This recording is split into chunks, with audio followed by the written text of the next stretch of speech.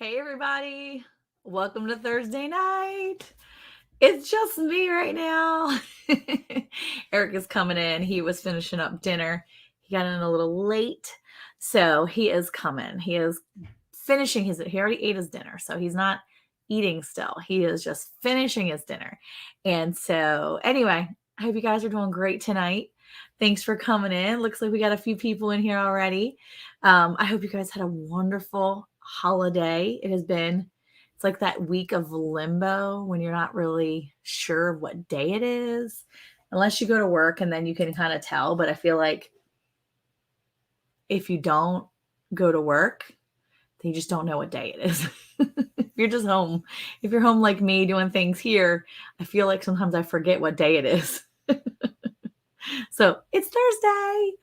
So anyway, okay, so let's see. I got a poll up, so don't forget to check in with the poll.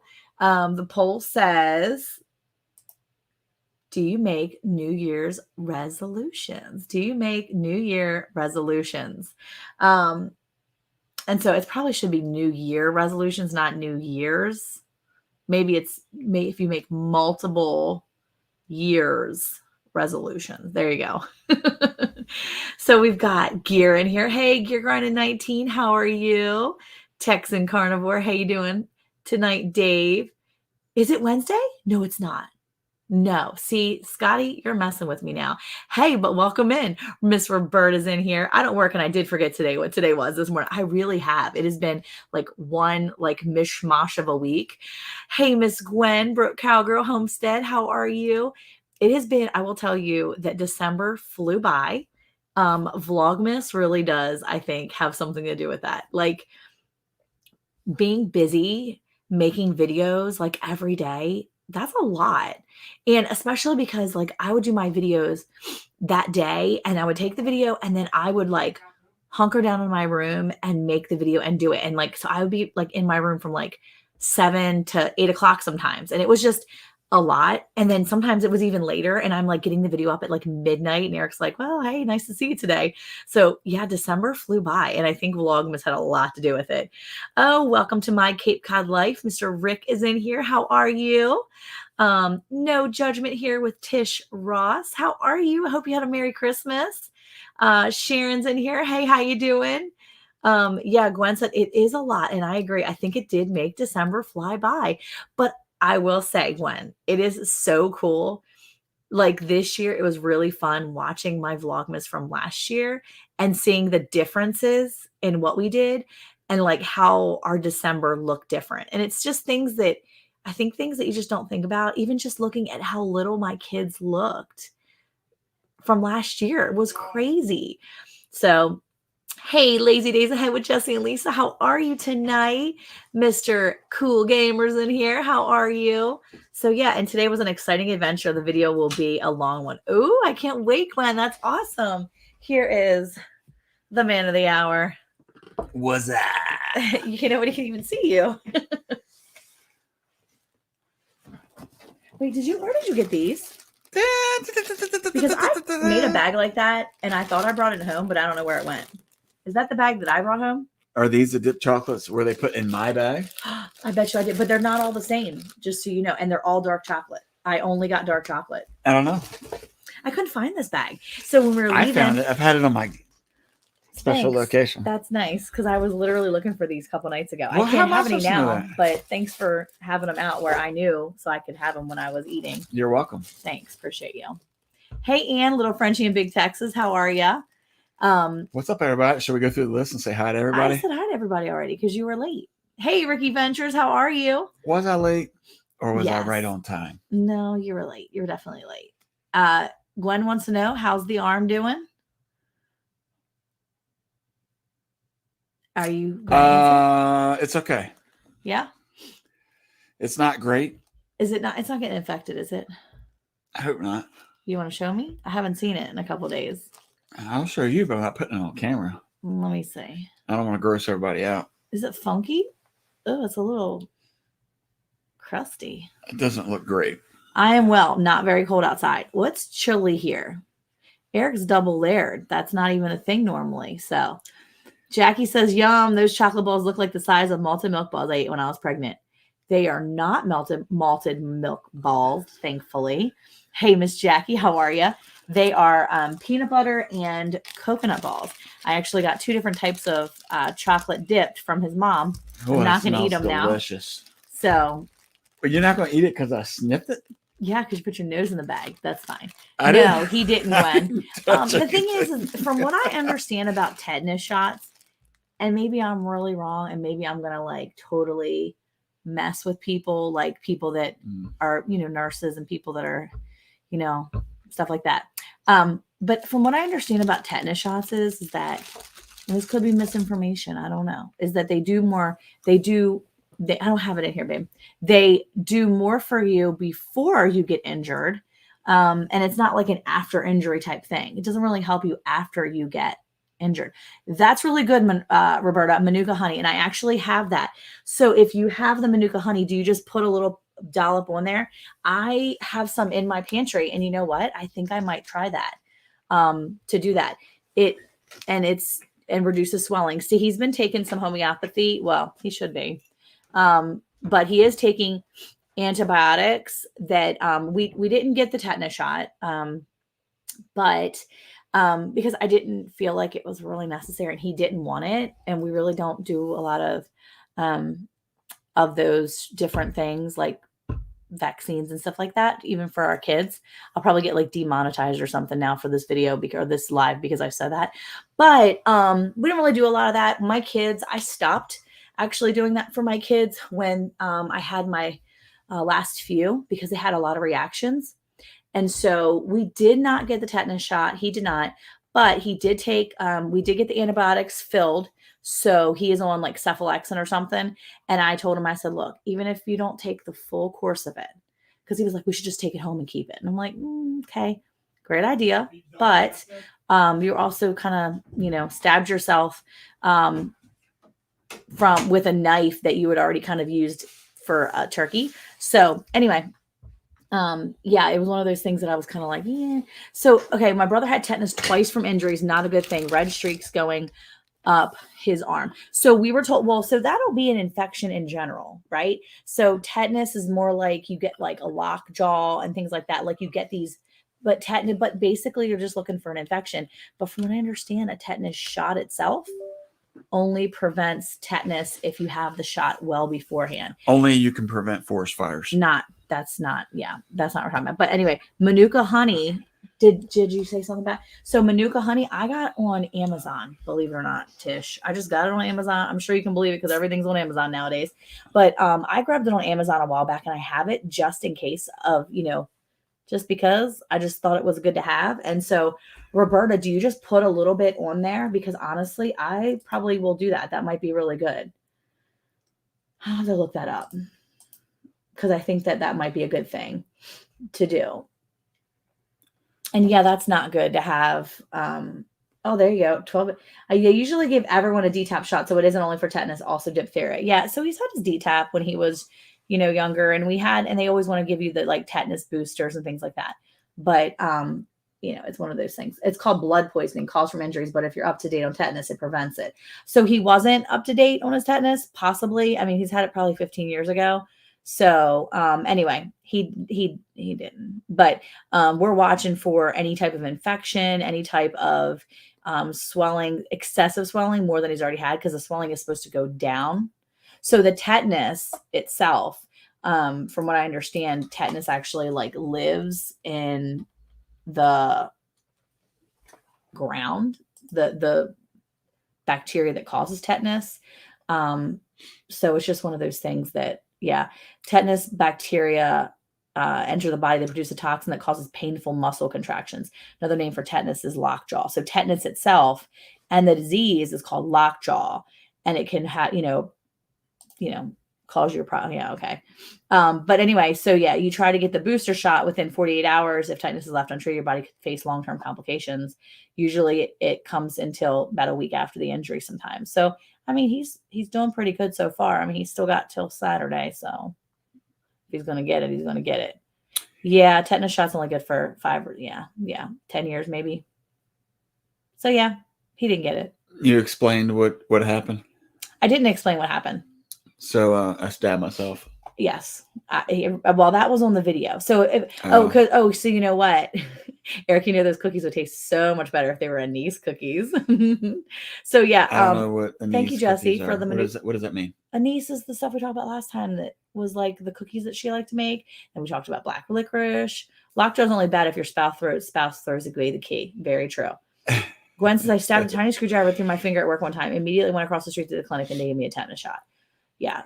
I'm just not into all the shots. Let's just be honest with you. You know what I'm saying? Yeah. Not into all that.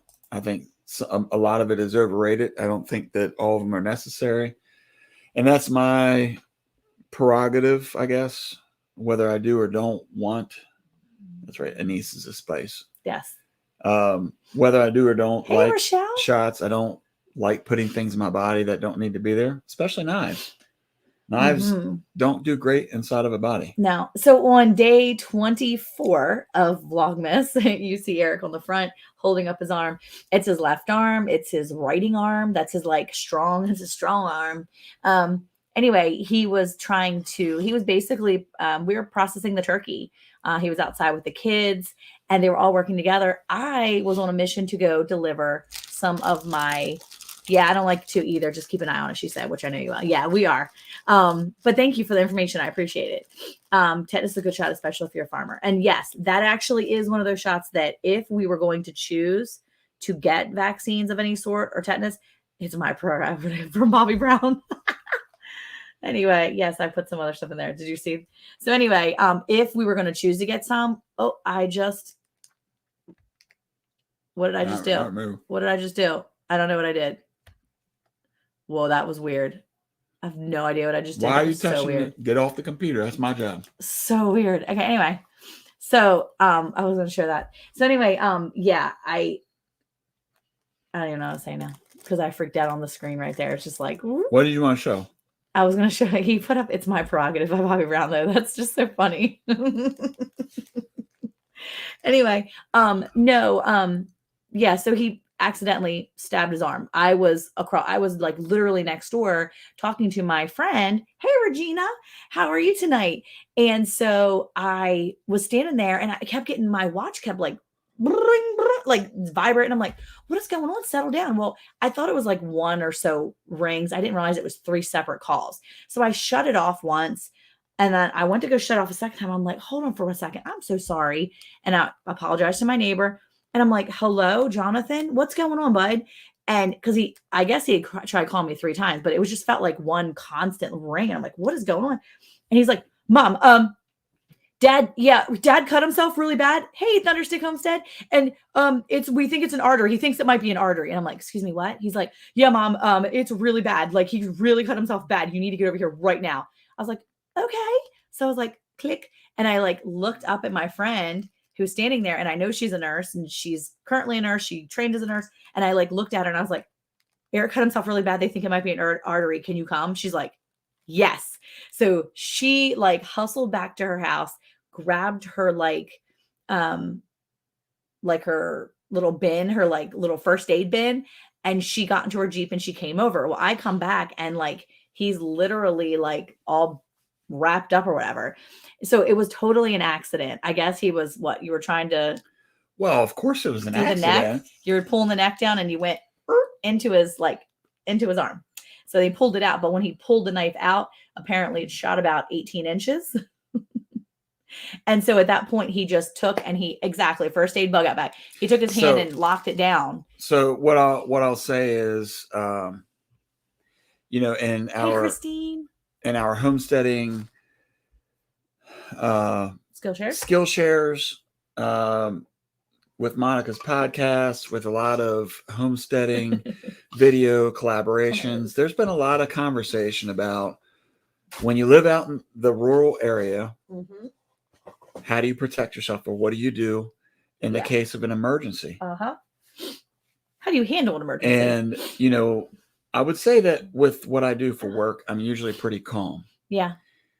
And that's what I always try to train with my team at work, but also here at home is if anything happens, first step, stay calm. Animal karma payback. And so for me, when this happened, I just want to say, first of all, that the kids did awesome, because I was with the 7-year-old and 9-year-old. And I told the 9-year-old, I said, go get your mother, get her now. And then I told the 7-year-old, which Caleb, by the way, was laughing about that when I was telling him the story, because he's like, so the two people with the shortest legs were out there to help you, which meant it was going to take the longest amount of time. Well, I will say the 7-year-old normally does not wear a shirt. And if you look at any of my Vlogmases from last year, I actually had to tell him to put a shirt on so I could record most of the time. He just doesn't wear shirts. Well, he happened to be wearing a shirt on Saturday. Yeah. So as soon as I stuck myself, as Monica said, the blood squirted out anywhere between 12 to 18 inches. And of course, to me, that in my mind was, oh boy, I hit something really important. Yeah. So I had the 9-year-old running off to get a hold of whoever was at the house, which I figured. Which they were just on the back porch, so that wasn't that far. They were just on the back porch right there, and my daughter was inside, but I was next door, so that was definitely not convenient. So he ran off, and then shortly after that, I heard some people getting closer. And then as they came up, it was my 13-year-old that came to the rescue. And so I looked at the youngest and I said, give him your shirt, because at that point in time, I had taken my hand and clamped like that to stop any kind of blood from coming out. I did a pretty good job. You did a good job. I had a very strong grip on my wrist, and I didn't want to move. And the big reason, as I was telling the nurse at the hospital, the reason I didn't want to move was because I didn't want to get my heart pumping more if it was, in fact, an artery or something like that. Yeah.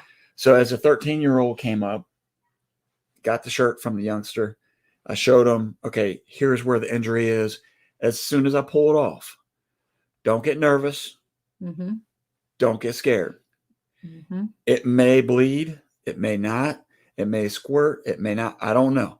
But what I do know is I need you to take that shirt, put it over the cut, or loop it under my wrist, and then tie it in a knot on the top.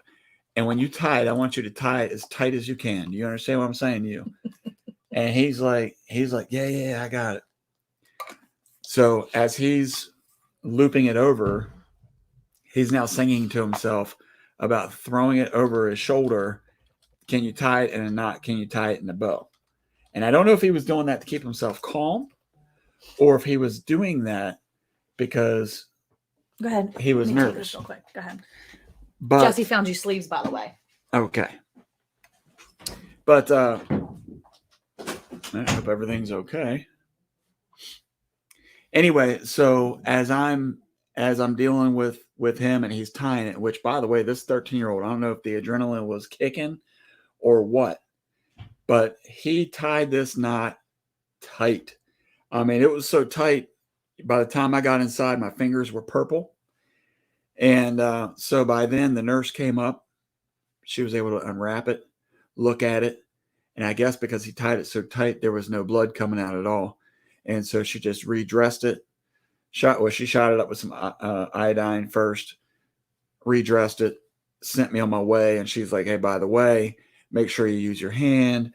Don't get nervous about it to the point where you don't use it, because then it'll get stiff on you. And so I went back outside and was giving the kids some direction, because now they were processing the turkey. And as he tied it. He tied it like no one's business, especially for a 13-year-old.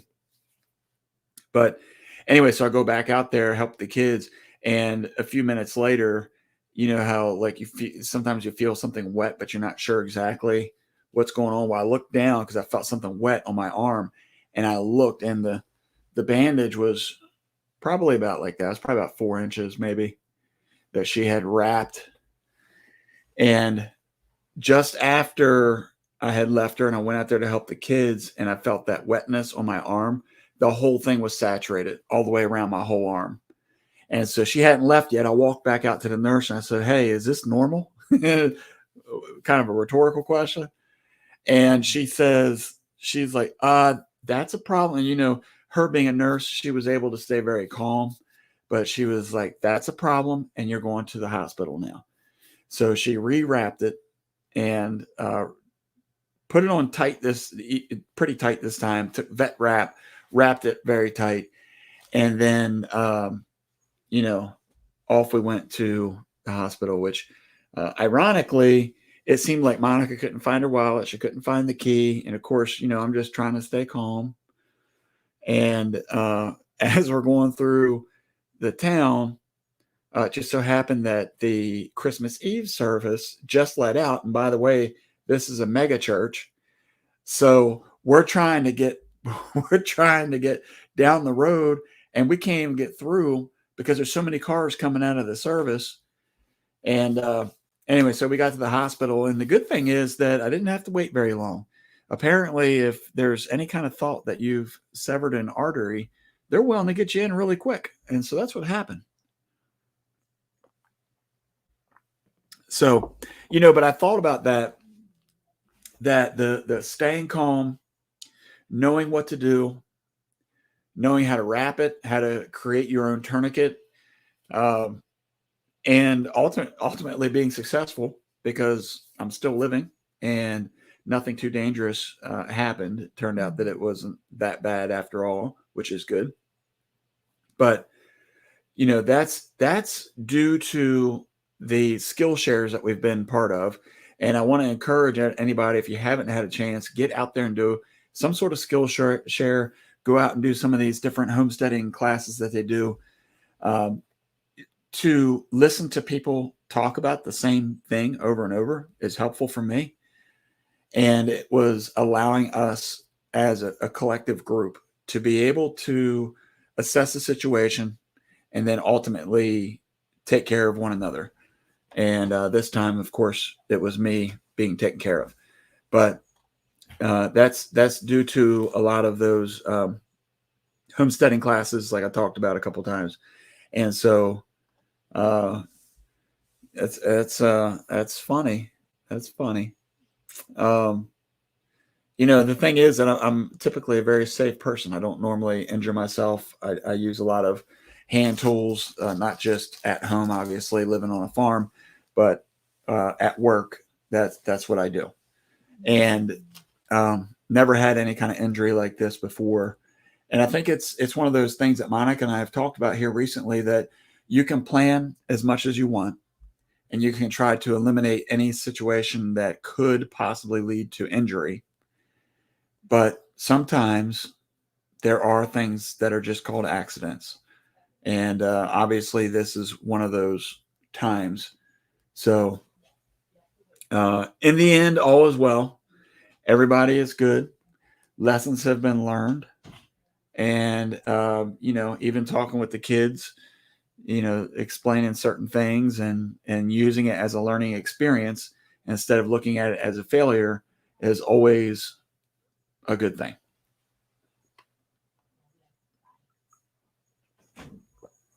I hear you, Jesse. I got you. Sorry. So anyway, all is well.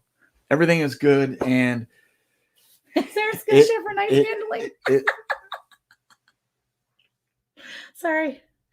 That was a good one. Is it? Yeah, that was a good one. He's asking for a friend in East Texas. That's a good one. Yeah, it's important. You should definitely know people that have trained to use knives. It's a good thing. Yeah. Yeah, no, I'm super thankful that we had such good doctors and nurses. They were all really great. Even the triage people were super great. The one lady came in to check on him. She's like, let me see what happened. What's the damage? What does it look like? And he was like, oh, it was a stitch. And she was like, oh, okay, good. But yeah, we had good people to help. And that was good. We definitely did. Yeah. And, you know, again, lessons learned. And, but overall is good. I feel okay. Today was the first day that I really got to work out. You know, so one of the harder things for me to do right now is the functionality of my fingers. Like when I'm trying to bend them back, it feels like all these muscles are very tender, Yeah. like they haven't been stretched or used in a long time. He did. It was But- actually a vein, Jackie. And so it's funny because actually in the video, our nurse neighbor, you told him that she was a specialist. She's actually a wound care specialist, right? I didn't tell him that part. So she does geriatrics now. And so I knew she'd been a nurse before. And he said something like, what's your specialty? And we were joking about it for a minute because I knew she also did OBGYN stuff. So I'm like, OB stuff. And she's like, actually, I first started my nursing in wound care. So I am actually, she trained and learned on wound care, and she was that for a long time. And now she does geriatrics. So she does all the, older people and stuff. So she said all the time she's dealing with wounds. And that's one of the reasons why she really feels called to work with geriatrics. And the good thing is that she was in wound care. So she knew exactly what to do. And she actually said on the video, she's like, oh yeah, you hit a vein. It's okay. You're going to be okay. But I think that just excessive bleeding was why she's like, when she saw it afterwards, she's like, no, you're going to go back. You need to go to ER now. She thought at first, then she came over the next day and she was like, I feel really bad. I could have just done that one stitch if I would have been confident it was a vein. She said, it really looked like a vein. Hey, Troy, it really looked like a vein, but I didn't want to take a chance of being wrong. And I was like, hey, I agree 100%. I'm thankful you told us to go. Hey, Tina, how are you? Tina Ladybug. Tina Ladybug. She's in Facebook world. So this is Tina Williams. I thought you already had her tag. No, some of your tags from Lazy Days Ahead. Boom, boom, boom, boom. Anyway, so yeah. We're working on branding this weekend. No. Anyway, yeah. So yeah, I'm really, now she can notch her resume. Eric Atrix. Yeah, there you go. Eric Atrix. Hey, but look, now I can add to my resume. That you've been stabbed. I've been stabbed. By yourself. It doesn't say that. You've been in a knife fight with yourself. I was in a knife fight. What's up? Yeah. Well, the good thing is it didn't look like it was up higher, like he was trying to end anything. It was down reasonably low. So it doesn't look ridiculous. But yeah, no. And the great thing is like the doctor, the PA that we work with, he was such a nice guy. And I say guy, he was literally a kid. He must have been like 25 or 26 years old. He was a kid. I mean, he must have been older than that because of he had to be college. Early 30s. Maybe he was just looked really young. And it was just so funny because Eric's like, are you old enough to be a doctor? He's like, I always tell people I'm old enough to have gone through, years of college and 7 years of other college. And then I've been doing this for years. And I'm like, okay. So yeah, look, Troy has a story about a knife fight. Now Eric does too. That's right. Except he was in a knife fight with himself on Christmas Eve. There you go. I can't wait to, when I'm a old granddad, I'll be able to tell the kids that I was stabbed. You think you'll be an old granddad? I think you'll be a young granddad. I mean, are you going to wait until you're an old granddad to tell stories? Yeah. You wait until you're older, and then that way the kids are just like, wow, granddad, really? Tell us about it. And I'll be like, I can't remember. I just know I was stabbed. We have it on video because it happened during Vlogmas. Don't worry, kids. Turkey slashed you with a machete. Machete. No, definitely. Well, it was funny though, because he's like, when he walks into the ER and he was like, we had a good Christmas, Tina. We really did. Eric and he won and lost. He won and lost the same fight. That's true. He literally walked into the ER and they're like, what are you here for? And he's like, I got into a knife fight. I'm like, what? He's like, I got stabbed. And I'm like, oh my gosh, you can't like literally walk into an ER. There's a cop sitting right there. There's these people. They're going to think that. Did he look concerned? No, he smiled later on when you went for a walk because you were trying to like walk a little bit. I was like, yeah. I was like, all we were trying to do was have turkey for dinner tomorrow. He gets a little cuckoo loco, got a little anxious, went right in his arm. They were just kind of laughing a little bit, but yeah, back in Nam. Oh my gosh. Hey, Trudeau's Bees and Gardens. How are you guys? Multi-Hunter 247. How are you? Welcome in. So yeah, needless to say. Is it Multi-Hunter 247 or Multi-Hunter 24/7? Oh, 24/7. Yeah, that makes sense. Okay. That makes much more sense. Yeah. I don't know. I think it's 24/7. It is 24/7. I realize that now, but I just said 247 because I just realized what was going on. That's like the show you used to watch. 24? No. The ladies on the front stage. That was 227. Oh, 227. I'm sorry. That was a good show. I used to watch it all the time. Oh my goodness. Jack Hay was in there. So that was the excitement. That was our Christmas Eve excitement. And then they had to throw away that shirt. It was so sad because the shirt that he used was off my 7-year-old. My 7-year-old had They just, threw it away. they threw it away. That belongs on the memory wall. That shirt was actually Jonathan's shirt. My 15-year-old, it was his shirt from when he was a little kid. That shirt is so old. Like, that shirt's at least 12 years old. Crazy. Also, Room 222 was a TV show. See, I don't remember that, but I remember 227. That was the name of that was the address of the apartment complex. Their like multi-level housing thing that was therein. 227. Yeah. Anyway. All right. So, anything else? So we had a good holiday. I mean, other than the fact that he was injured, it was good content. He was getting a little annoyed with me because I was taking video of him. And he's like, "Oh, you don't have to take video of everything." And I'm like, actually, I do. I need content for today. I was going to do, I feel like that's why you took forever to answer your phone. You're just trying to like build it up in the video or something. No, I didn't even know. I didn't even make a video of that. I had to like put a black spot and then like type all this stuff out. It was like, while I was delivering gifts, Eric decided to fight himself against the turkey. And I don't even know what I wrote. But anyway, yeah, I had to edit that down. And oh, look, Tina's coming back over on the YouTube now. She's back. So yeah, poor Jake though, he thought it was the knife he gifted you. He was like, not the knife. And I'm like, Good no. grief, that would have went through my arm. Yeah, that would have been bad. I'm really glad you were using like a little baby knife, because then he like has the knife at the actually at the hospital. And so they're like, what did you just stab yourself with? He's like, right there. And he like pulls it and he flips it open. I'm like, could you just put the knife down for a second? So, well, yeah, but that's the time that they need to see what it is. Yeah, but you're like, I already cleaned it off and you're like hitting it with your finger. And I'm like, oh, stop touching it. Eric was losing blood and getting lightheaded, and Monica was trying to get the lighting right. No, I don't really care about lighting. That would be Eric. Eric would be. Yeah, the big lights that they use for surgeries. She's up there flipping it on, and she's like, "Hold on, doctor, 1 second." And she's like, "Okay, now go." No, but we were stopped at a red light or whatever, and I like leaned over and like took a picture of him. He's like, "What are you doing?" And I'm like, "I need photos. I'm thinking thumbnail here." And he's just like, "Seriously?" I was like, yeah, I'm trying to think of what my thumbnail is going to look like on this one. Like Christmas Eve at the hospital or whatever. I don't know. So while you're trying to get through the Christmas traffic. Mm-hmm. Yeah. And yeah, there was traffic too. I told everybody about the mega church that was letting out. That was our church though. I understand, but it's still a little frustrating. It's like, he's like, I'm just like bleeding to death here and they're getting out of church. I'm like, okay, but still. No, I didn't. I think I was more along the lines of, Lord, it's in your hands. Whatever happens is getting ready to happen.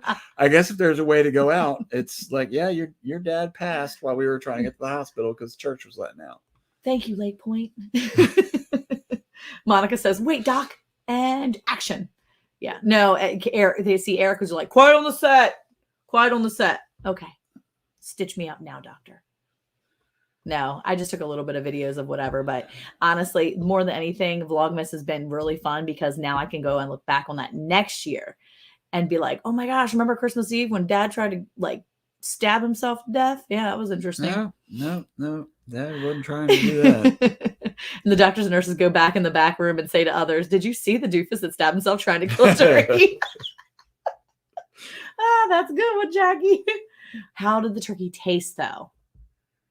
Man, the turkey was outstanding. It was awesome. How was it? It was awesome. Yeah. So the next day I felt bad for him because I think he forgot that he was smoking the turkey. We had like kind of talked about things loosely. So he wasn't really sure if that's what he was doing or not. And I think he thought I was going to throw it in the roasting pan. So on Christmas Day. The roasting pan it dries everything out. Okay, so on Christmas Day, thanks for that. On Christmas Day, he was like, okay, what? I was like, hey, Eric, I'm going to need you too. She said it tastes like iron. He always been to spit out his drink. Thank you, Jackie. So anyway, no, on Christmas Day, I'm like, hey, love, you're gonna, don't forget you're gonna smoke the turkey. And he was like, oh, I am? I'm like, yeah. So he spatchcocks the turkey. So he has to like take his hands and like push down. And I'm like begging I'm like, somebody come in here and help your father. Because his arm was really swollen. So, hey, Flash Ministries, how are you? Welcome in. So yeah, it was a little bit interesting the next day. But I'm going to tell you what, it smelled so good. That smoked turkey. That iron smell? No, not the iron smell. It smelled so good. That smoked turkey when it came in, I was like, oh, this is going to be so good. This is so good. So I will say that I was Hey, very happy with the smoked turkey. It let was me very ask good. this while we got all these folks in here. First of all, don't forget to hit that poll. Yeah, the poll says, Can you check that out? do you make New Year's resolutions? That's dumb. It was a good poll because I it's a want to dumb talk about poll. that. No, it's not It's a dumb poll. Okay.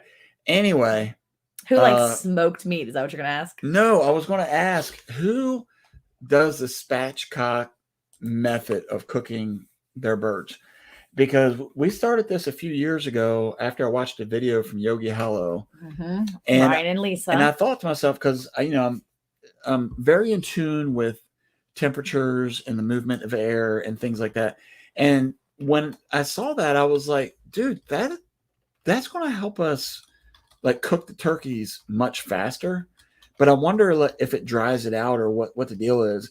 And so it's only one stitch, man. It's not It's even a big stitch. It's a big stitch. It's called a horizontal mattress stitch. That's what the guy told us it was. But it's actually because he goes in, he goes around, he goes crosses over underneath and comes up the other side. So it's a big stitch though. And we did ask, she said, what is swatchcock? What? I gotta highlight that one. But congratulations on the 8-point buck.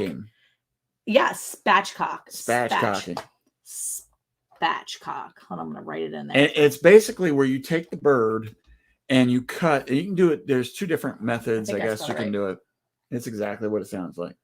That's awesome. There's two different methods of doing it. One is cutting on either side of the spine and removing the spine, and then when you put the back of the turkey on a cutting board and you press on the turkey or on the breast plate, then it cracks it, and then you just leave it kind of like, it's almost what is that called when you take like a piece of shrimp? She's from Maryland, she'll understand that. And you butterfly. You butterfly. You butterfly. So you're basically butterflying a chicken.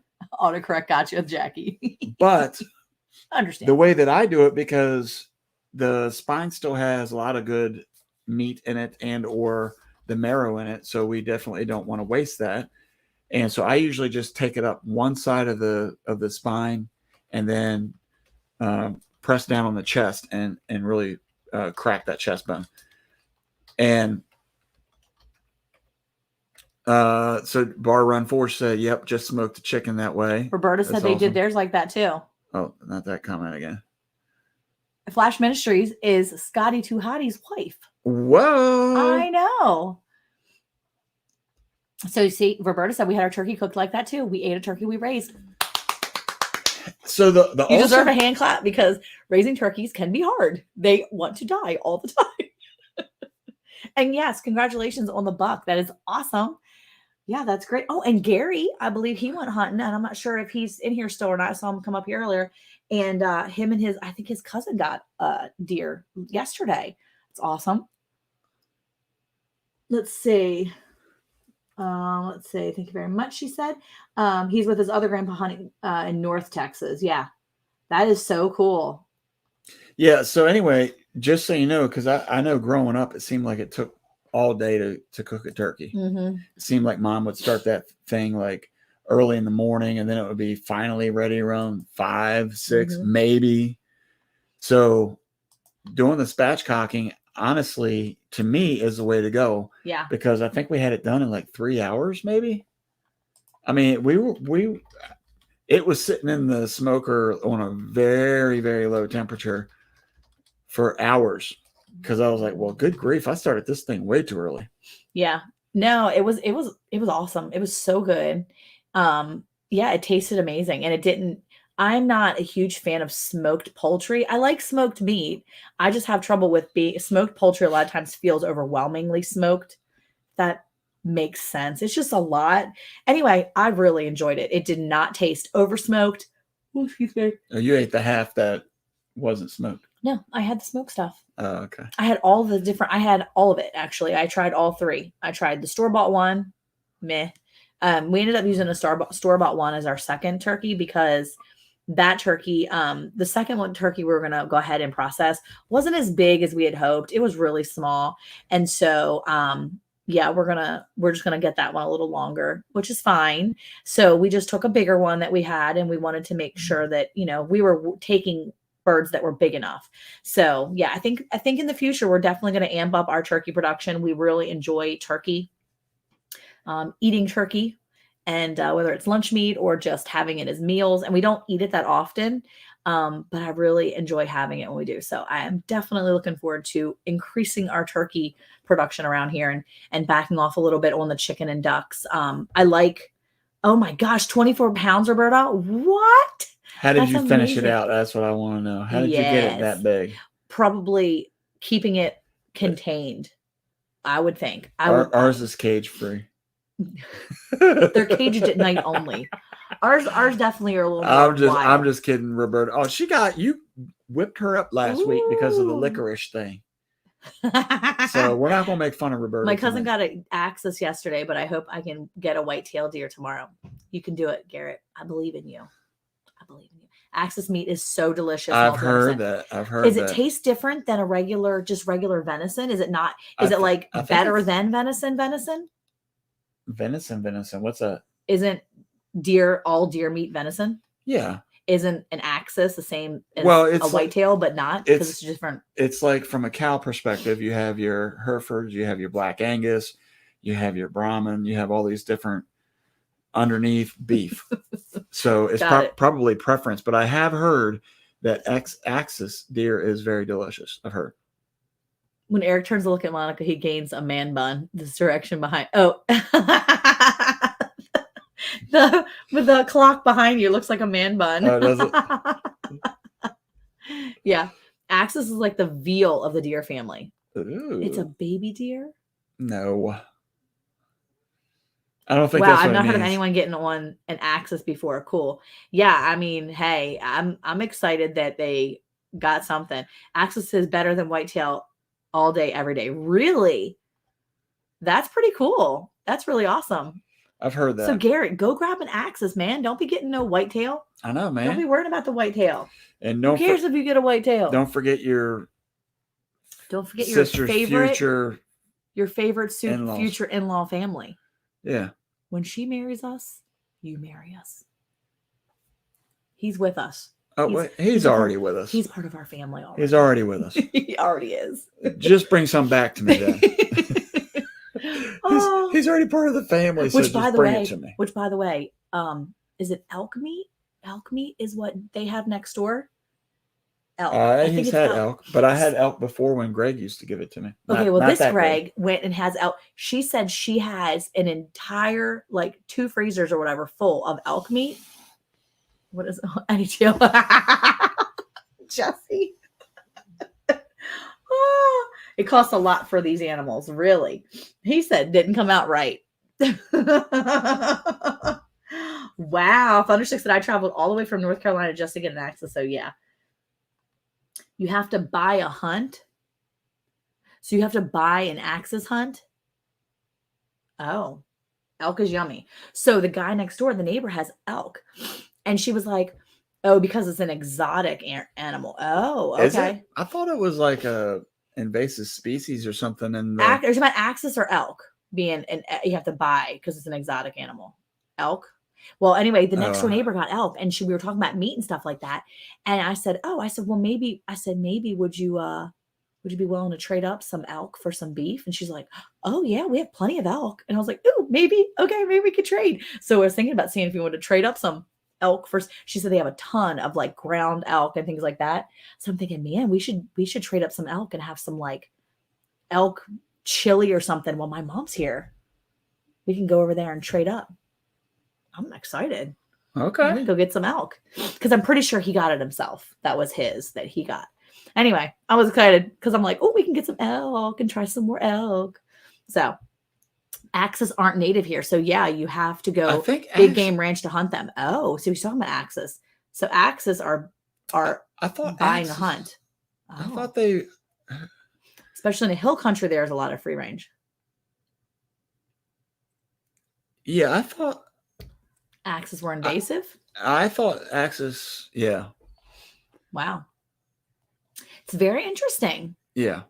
Very interesting. We had some elk medallions that were so good. Yeah, I'm really excited to see. She said something about trading up, and I'm like, all right, we can swap a Rooney, some even up. Because Solomon went in last Saturday, and we'll probably get him back in about a week. So I'm gonna have to sell some meat. So anybody out there that's local, or you want to come visit me and pick up some meat, I'm selling beef boxes. Tell your friends. I want to sell at least 4 of them. That's pretty much all I have to sell, maybe 5, depending on how much I sell. But I am definitely selling beef. So grass fed, grass finished, grass all the way. Solomon, you can even see him on he's a YouTube star. You can see the meat that you're eating on YouTube. Anyway, Monica, if you can trade for elk, do it, because elk is running like $12.99 a pound down here at Stanton's Meat Market. Well, my ground beef up here runs about $11 a pound. So it's going to be a good even trade. That's what I'm thinking. So I definitely will. We went to a ranch with high fences. It was about 300-acre ranch, and they pretty much raise them up and sell off the hunts to shoot. Oh, okay. Christine says elk is awesome. She's the hunting gal, so she gets it. Ooh. She knows that. No, she really is. Look, Johnny from Gilliam Farms is in here. Gilliam, not Gilliam, even though it's spelled that way. They just say it wrong in Oklahoma. We got quite a bit of venison, wild hog, and pheasant in our freezer, all wild. Well, if you're interested in any beef, we caught it, hunted it, and everything right here on this farm. It is ranch beef, ranch raised, all grass fed. We know exactly. Ranchero Beefo. His name is Solomon, or Lil Blackie. That's his gang name, actually. That was his rapper name, Lil Blackie. That was the other cow that we took, Lil, Lil. Yeah, we just gave him a tag number. That's straight up thug. He was a thug, but he weighed in at almost 500 pounds, so that made me happy. I think it was like he was like 431 or something. No, he's like 416. So it wasn't that close, but yeah. So we know exactly where your beef came from. So if you're interested, let me know. I'm your gal. We have a Gordon that is going to the freezer. Oh, see, you're going to have Gordon. That's right. The Gilliams, they raise their own beef too. So Gordon's going to be, they're going to be enjoying Gordon meat soon. Old Gordo. Yeah. It's going bye-bye. I feel like it tastes better when you know exactly who you're eating. Let's be honest. First of all, so Monica mentioned that we had our own processed turkey, and then we also had the store-bought turkey. And the store-bought was a gift to me from work. Yes. Oh, no, we were so happy about that. I'm happy. Yeah. But you could see everybody went to the homegrown, and the store-bought stuff was... here's the thing is I don't ship right now, Jackie. Sorry. I wish I did. I'm not going to put my nose up to it, because food is food. Yeah, I agree. But there's something about having your own fresh raised food. And it's something that I was talking to one of the guys at work today about, because I don't know if anybody's had a chance. This should have been your poll right here. Has anybody seen that movie, Leave the World Behind, on Netflix? I think we talked about it a few weeks ago. Okay. So I know that some people are really against it because there was some presidential or ex-president involvement in some of the information or whatever. Aside from all that, it's one of those things that truly makes you think about a lot of things. And one of the things that I noticed the other day was when we were at Costco and I was looking at the salmon, it was saying fresh caught, farm fresh. And I'm like, wait, what? How is it both?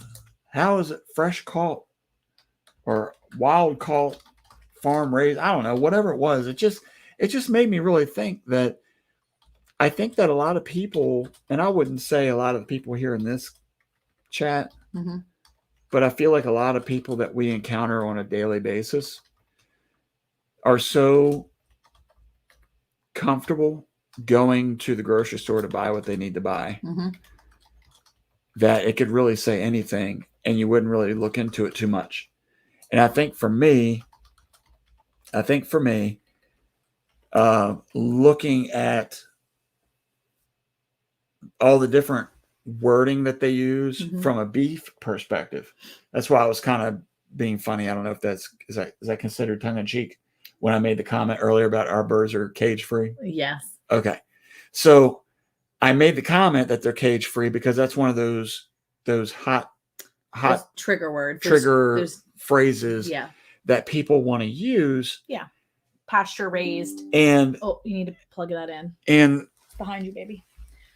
Yeah, you want to say cage free, free range, grass finished. All those really key phrases. Or grass fed, but it doesn't really specify grass fed. How long they've been grass fed. Yeah.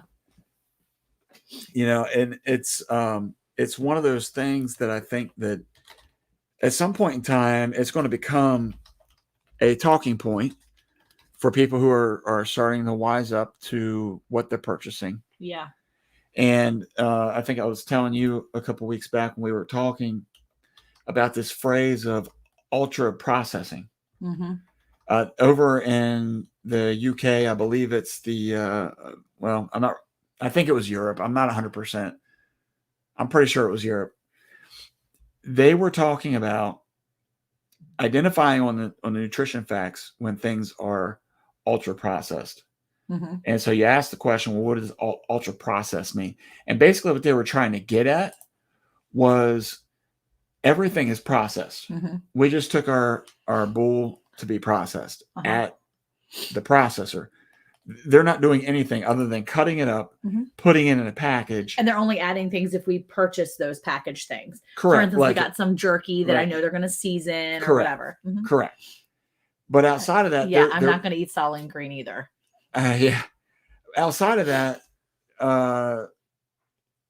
it's not really processed. Yeah. So what they're pushing for is more of a processing in the perspective of ultra processing is where you start to mess with the genetics. Mm-hmm. You start to mess with or start throwing things in it that goes beyond seasonings and beyond just your typical stuff that you would use to make your food. So, there's a lot of information out there. I think that my reasoning for raising our own food has kind of been heightened again based upon, the movie, but also just kind of paying closer attention to the packaging on the food that you're buying, because honestly, I don't do shopping. Yeah. That's not my thing. Meat from the supermarket is nothing like what you raise and butcher yourself. That's exactly true. Hey, Kevin, Hiking with Jackie Boy. How are you? Okay, Christine says, you're speaking my love language. Yeah, it's true. Okay, so did you see what Roberta said? Roberta said, have you heard about the C40 Cities initiative where they're trying to stop all meat sales and consumption by 2030? I didn't know about the meat sales, but yes, we were on a live with Heavenly Hills Homestead. Mm-hmm. That's Ryan over in West Virginia. Great steak. Go check it out. Sorry. Roberta also was talking about carnivore diet. So honestly, my father-in-law was actually just on my father-in-law's in here. He is, Texan carnivore. Yeah, he's in here. Texan carnivore. He's in here. And he was actually recently on a podcast or a YouTube episode with another carnivore, another like a meat guy. And he was interviewed by him and he explained to him. So there's lots of resources if you are interested in that type of diet. It's the fever. I'm not going to eat Soylent Green. She meant Soylent Green, the before that and this one too. Christine, you need to chill. It's okay. Just if you have a fever, one of the things I heard, and I bet you Roberta knows this, is in order to beat a fever, if you take a pair of regular cotton socks, you dip them in cold ice water, you wring them out real good, you put them on your bare feet, and then you take dry wool socks, and you put them over top of your wet socks, then you go to sleep. You will eat the bugs. Yeah. So then you do that, and it will actually help combat and fight that fever without medicine. Because I don't really like medicine if I can help it. You need to let your fever. You don't have to be sorry. I'm just messing with you. Please don't be sorry. It's funny reading all your typos. I love it actually. So it's good. I hope your fever goes away because you want the fever to do its job, but you don't want your fever when you're an adult. You can't get really high fevers because kids can deal with high fevers, but adults' brains aren't wired to continue to function with high fevers. So, and Christine is obviously dealing with that. So, no, yeah. So you can do, there's a bunch of ways to combat fever. So, hey, Mr. Connor. Connor's Curiosities in here. But anyway, so the C40. But anyway, Roberta was saying that she heard that carnivore diet halts depression, arthritis, and most other medical issues and helps shed and stabilize a natural, healthy weight. Everything sounds like an amazing benefit for this diet. It is very true. And there's probably ways you can do it, even if you're not raising your own meat. I know there's ways you can do it. I know my father-in-law goes to the Walmart and other places and buys meat because it's sometimes easier for him, but he eats a really, obviously it's a heavy meat diet. It's carnivore. It's a lot of meat. It's a lot of meat, but it's not just ranch meat. He's buying it at stores. Well, that's because I don't know if we could raise enough cattle just for him. He's eating just that 416 pounds of meat that's coming back from little Blackie. Last week, right around Christmas time, we had to drag him out of the pasture because he was biting on the hoof of the cow. Gnawing one. Dad, leave it alone. It's still living. Anyway, it's a really good way of eating if you're looking for that type of eating. If you're looking for trying to get rid of some of your autoimmune issues and things like that. If you're interested in that, you can always reach out to myself and I can put you in touch with my father-in-law, or you can reach out to Texan Carnivore here on YouTube. He doesn't have his own channel, but he's in the chat. Yes, fevers are a natural function of our immune system to help fight off whatever's threatening it. So you kind of want to let your fever go. I'm not a medical doctor. Don't take my advice as being such. However, fevers are healthy and you definitely need to let them play out a little bit. Well, you're a mom, so you probably know more than a doctor. Yeah. Some days you wonder. But anyway, so the C40, I want to tell you what Roberta said, the C40 initiative. Do you know what C40 city is? It's like these green cities. We talked about it on Heavenly Hills. So do you know that Houston and Austin are 2 C40 cities in Texas? It doesn't surprise me because they're Philadelphia, Phoenix, Portland, San Francisco, Seattle, Toronto, Vancouver, DC, of course, Austin, Boston, Chicago, Houston, Los Angeles, Miami. All these are in New Orleans, New York City. All these are United States ones. And this is they're all trying to get to more sustainable, which is eating meat only twice a week. By 2030, they want these cities to basically get to the point where you eat more than you eat less meat and it's more plant-based diets, so that they want you to shift your plant-based eating to be greater. And they want you to limit your daily food intake to 2,500 calories per day, because normally you eat about 3,100 calories. And they think that's going to be better for the emissions. Maybe you don't fart as much if you only intake 2,500 calories. Well, look here. So I'm not even kidding you. He said, "Are you serious?" I'm not. So, all right. So here's the thing, though. Not too much about the diet, but more about this. Yeah, Jeannie, I get it. I think Me too. Here's part of the problem. I like potatoes. Part of the problem is that, and I don't know what the population is going to look like in 2030, but the amount of food that people consume, and especially if they are talking people who are on a carnivore only diet, the amount of food that is eaten. Yeah. It is hard to try to produce that much food. And, the thing is that if you are not a hunter, if you are not a fisherman, if you are not a farmer, you are relying on somebody else to provide the food. Mm-hmm. So if you're relying on them, then how do you fight back against that? I don't know. I guess and I think that this is to the point that I'm trying to make is this is why you need to be able to know how to grow food for yourself. Mm-hmm. Because this is where's the here it is right here. There's the link right there. You don't take our word for it. Just go and look at it. Look. Because when you look at this, a sustainable diet is the key to solving the climate emergency, is the name of the article. Well, and here's the thing, and that was released in 2019. Yeah. So this is not new. To think that it's not new, it's been out there for 4 years, and they're not going to release it for another 10 years. or not 10 years, 6 years. Yeah, 6 years. So No, they're working towards that. I've well, heard of course, stories. I've heard stories in parts of the country that are putting bags on cows' backs that collect the gas they let loose. This world is going wacko. It's true. Crazy. Hey, Lisa Colobi, how are you? Welcome in. Desert Goat says the human race has been eating meat for thousands of years. Obviously, meat is not the problem. Heard. It's definitely the amount of people farting from eating extra calories. That 3,100 calories down to 2,500, definitely going to keep those farts at bay. I mean, like, what? Oh my Well- gosh. How about all the batteries it takes to run these electric cars? Maybe that's what we need to be looking at, huh? So Just saying. so let me touch on something else as well. Yeah, Christine, you said it right there. Here, you do this. Let me, because I gotta let me stay focused while I'm trying to say this. Okay, get it. I agree. Okay, you just don't agree. Just don't. You're distracting me. That's distracting.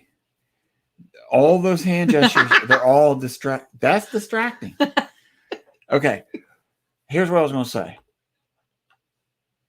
When you go back, if you do some research, the research tells you, and this is from government websites that I've looked this up. The government indicates that it's like 13%, and that's a rough number. So a plus or minus a couple percentages in there. There's a phrase they use, food deficiency. 13% of our country, which I'm assuming includes all 50 states, some of the other islands and stuff, Virgin Islands, Guam, things like that. I'm assuming. I don't know. It wasn't real clear. But let's just say it's all 50 states, because that's what everybody in here that I know of is residing currently in 50 states. Okay. It says that every one of those, out of all 50 states, there's 13% that is food deficient. And the definition of food deficiency is that the food is not accessible at the grocery store. Now, it doesn't mean that you can afford it. It just means that it's there to be purchased. Okay. So if they're saying that it's 13%, now think about this for a second. If you go back to the, what were you calling that? The vid days? What are those? Yeah, the Rona, whatever you want The to call Rona. it. 2020. If we go back to 2020 and you think about this for a second, the grocery stores were never food deficient because it was always there to purchase. And the way that it was regulated was not necessarily at the grocery store, or at the processors where they were shipping it to, but it had to be regulated by the stores, like your Walmarts, your Kroger's, your Albertsons, your Safeway, whatever it may be. Albertsons, excuse me. Okay. Okay. So they were the ones that regulated it to make sure that everybody could purchase it. And what did they do? They put restrictions on how many how much you could purchase. Yep. So the percentages never dropped that the food wasn't accessible. Yep. Because they put it there. But when you put food there and then you put restrictions on it, what you're basically doing is exactly what this C40 is saying, is that we are going to limit you to X amount of pounds, packages, purchases per week. They're just giving you rations without giving you the ration cards. And that's what all it is rations. Johnny says the main problem is the government can control your livestock, though. They go in and wipe out herds, flocks, etc., on a whim. And Roberta brought up something very important. They are talking all about the CWD, the chronic wasting disease, how it's running rampant. Now, I've heard of it before. I've heard of it over the years because now that I'm in a state where there's more hunting than there was when I was in Maryland, people that I knew. So I hear a lot more about it. And I've heard about it over the years, but this has been like a thing. Like it's bad, like really bad, like a lot lately. And they're talking about it. I'm seeing it on like Google and things. And they're talking about like how it's like making deer zombies and this and that. And Roberta said, it makes you wonder if all the pollution that's going into the rivers and city in the different things is draining down into these fields, is getting into whatever it is. Somehow it's getting into what the deer are eating. And all of a sudden now these deer are getting sick. And it makes you wonder, is it control? I think that chronic wasting disease was probably created Could be. by a person, by physical people, not necessarily. I mean, the Lord has obviously given people knowledge to do things, but I think that there are bad people that create things like this, that make stuff and make things like this happen. And, it's one of those things that makes you think. She said it would be great for me because I need to lose weight. But what happens with drive-through fast food places? Will it be shut down? Probably not, because that makes you sicker. No, but what they'll do is they'll take that meat and mix it with other things. Yeah, because you can't control what that meat is. As fillers. And I mean, of course. Who's looking at the nutrition facts? You'll be eating plant-based meat patties before you know it. And that's all that's going to be available. You're going to be eating lab-grown chicken tenders. Get your little chicky nuggies. And they're going to be plant-based. And everybody's going to be eating Solly and Green before too long. And it's not a big deal. Did you hear New York is going to charge every driver daily for driving in congested areas? Yes, I have heard that. They're now charging you to drive through the city. It's not just like a normal toll road. It's like daily, and they're charging per car, like your car. And it's not like a toll thing. It's not a toll road. They're charging you. And Christine pointed out, watch, they'll start going after the mom and pop processors. Will have to process their own until eventually they. Well, and so going which is another reason why we want to make sure that as responsible animal owners, we want to know how to process our own meat. It's important to do that. So this year I have really worked hard on trying to add to my knowledge base on providing food. So I don't want to say it's easy to raise your own food because there's a lot of work that goes into it, a lot of time, a lot of effort. Yeah. It's true. But, what if, for example, the government shuts you down or takes your animals away or says that, they got some kind of disease and you got to call the herd or whatever it may be. Well, they already did that with chickens and they've done it with pigs. But they've done it with all kinds of stuff for the past couple of years. One of the young men that I go hunting with, he's 22. He's 22. Mm-hmm. He's a very smart person. He's out there reading and studying and looking at percentages and things like that. And what he's noticed is that over, the last 5 years alone, the percentage of hunting licenses that are being sold has significantly dropped. Has it dropped? Dropped. People are not hunting their own meat? Because listen, hunting is really the way of the older generation. Wow. Right? Mm-hmm. And what happens is, as food has become more accessible, going back to that again, the question is, why do I need to go hunt if I can just go to the grocery store and get exactly what I'm getting ready to go hunt? And so a lot of people have stopped hunting, and or it hasn't been passed down to generations, or our work is so consuming of our lives that we don't have time to go hunt, and therefore you don't do it. And so for me, I've been hunting this year with a couple people because they have the experience and I'm learning from them. One of the guys older than me, one of them younger.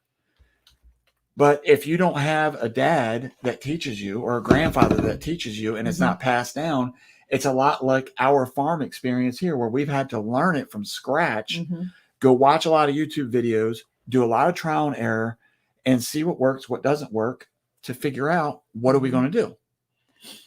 And so, if you look at it from that perspective, you have an influx of animals that are growing and nothing is happening with them. They are overtaking. And so just like here, I've been, I'm not good at hunting apparently, but there's right next door to me, the pond right next door to me. You go up hunt with Johnny and Dale. I'm not kidding you when I say this, but right next door every night are easily 60 Canadian geese. Easily. Gosh. These geese just taunt him. Which country did they recently increase the carbon dioxide to 50 cents? 50%. They're being taxed to breathe.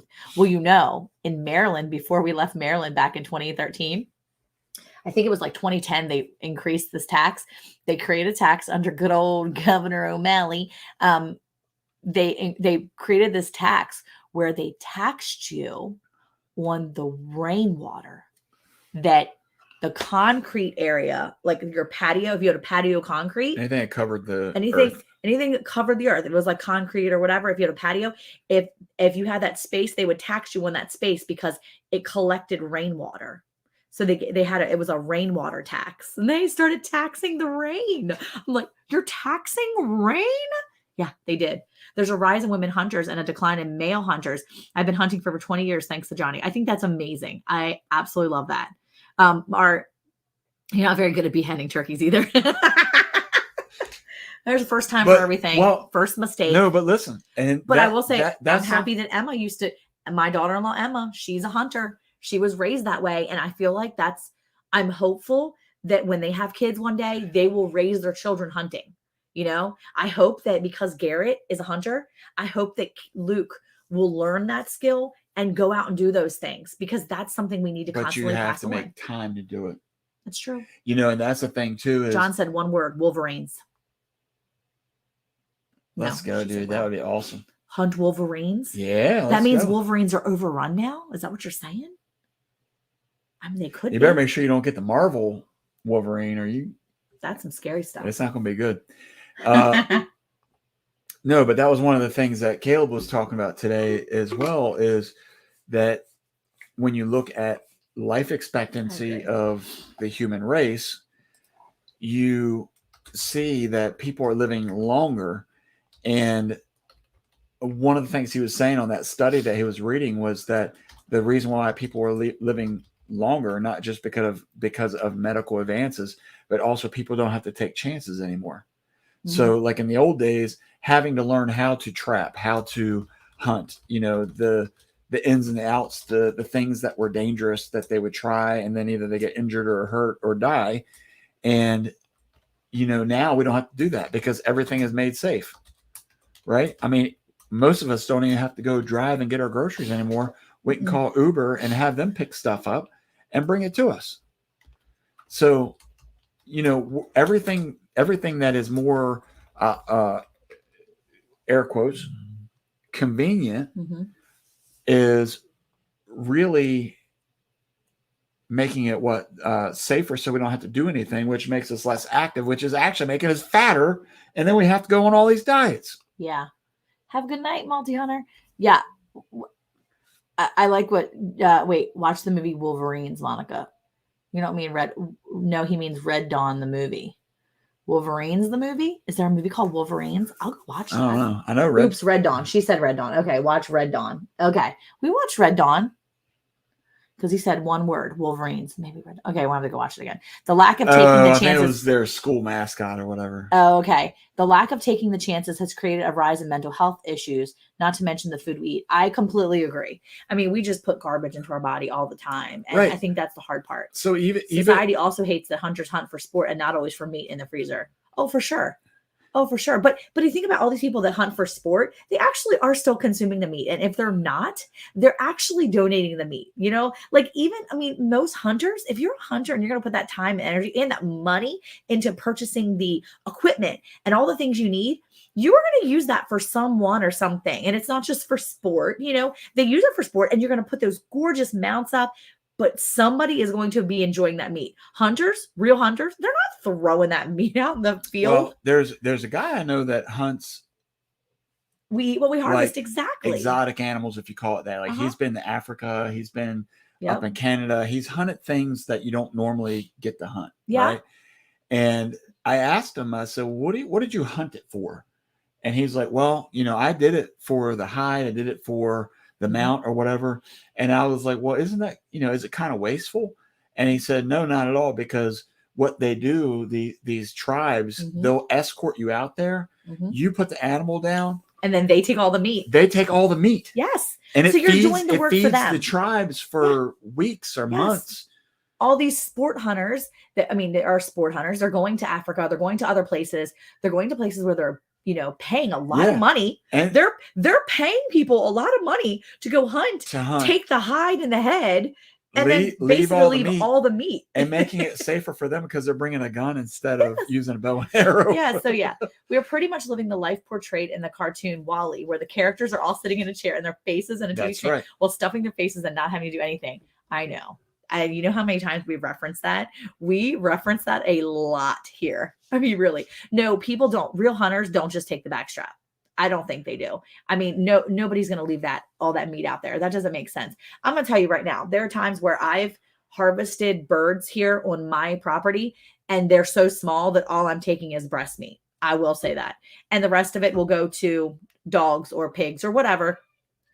Or I just put it out for the animals. Like I'm not going to take time for me to go through the rest of it, but we try not to waste anything because we know that life had value here, and we give every life that we raise here a value. And even if life that God has given us to hunt or to be able to consume it anyway, that has value for us. And so we try to be mindful about that.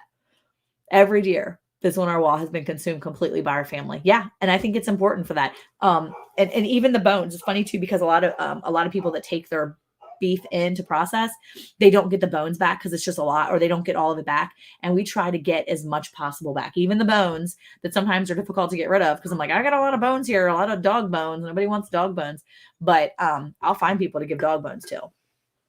But you're still using the rest of that bird, Monica, so you're not wasting it. I'm trying. Yeah. And that's the thing. I've tried, I try really hard. Yeah.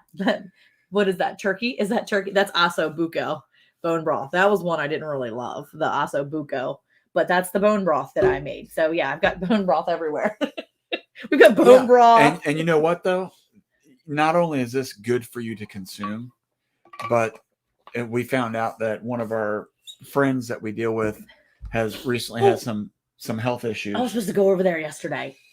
Well, I hope she's making it. She's making it. I'm going to call her tomorrow and go take some to her. But anyway, this is like liquid gold for her because of the health issues she's having. Yep. And she doesn't have the capacity to do bone broth and things like that. But exactly. This is where we're able to step in and help. Yeah. Yeah. Because she made a comment. She made a comment. So she doesn't have insurance. She ended up having a hospital visit. And she's like, do you know how much it costs? I'm like, oh, no. Of course, I do. Anyway, but she was like, yeah. So now I'm trying to drink bean broth because she has a really bad kidney stones and she can't pass them. And so they were telling her that kidney beans, like broth made from kidney beans, is actually something helpful to drink. And so she's been making kidney bean like broth basically and drinking the kidney beans. Well, bone broth is great for a lot of things. It's a really helpful thing because it's got the collagen in it. It's just really good for your body. And I'm going to tell you, she looked at me and I said, well, you could start drinking some bone broth too. It's really good for if you're not able to eat a lot of extra things, it's going to give you the nutrients you need. And exactly. And that's what I was telling her. And she said, yeah, but it's really expensive. I was like, I got you. Because she's a great friend of ours. And I'm like, you know what? I'm going to bring you some. I was supposed to take her some. Oh my gosh, I feel so stupid. I'm going to text her tomorrow morning and take her some because I can take her a couple of these jars. I'll get my jars back later and she'll probably fill them up with peaches or pears or something. She always puts stuff in things and gives me stuff. But it's one of those things that I'm like, I understand it's expensive. It is expensive to do that kind of stuff. Thank you so much, Tish, for saying that. You're so sweet. She said, like I always say, I love your lives and your content. I love it. Thank you so much. I love what you do. I love her content. I love her lives. I love her interviews. I think it's great. Thunderstick said, cost me $700 for an ambulance ride. I think next time I'll stay home. Yeah. Well, Eric was not real happy when he saw the bill from the ER. We were leaving and the guy's like, hi there, you have insurance, right? And I'm like, yeah. And I'm watching Eric stand right here. And I'm like, oh, shoot, it's going to go down because he doesn't see those type of bills. He doesn't see the medical bills a lot of times. A lot of times I just pay them. I just go to work. He goes to work and he makes the money so that I can pay those bills. Well, he doesn't ever see that. And so when he stood there and he looked and the guy's like, well, it would have cost you a lot more if you didn't have insurance. He said, I always say, don't come to the hospital if you don't have insurance. And I'm like, yeah, dude, you're right. I mean, it was thousands and thousands of dollars if we wouldn't have had insurance. It was a lot of money.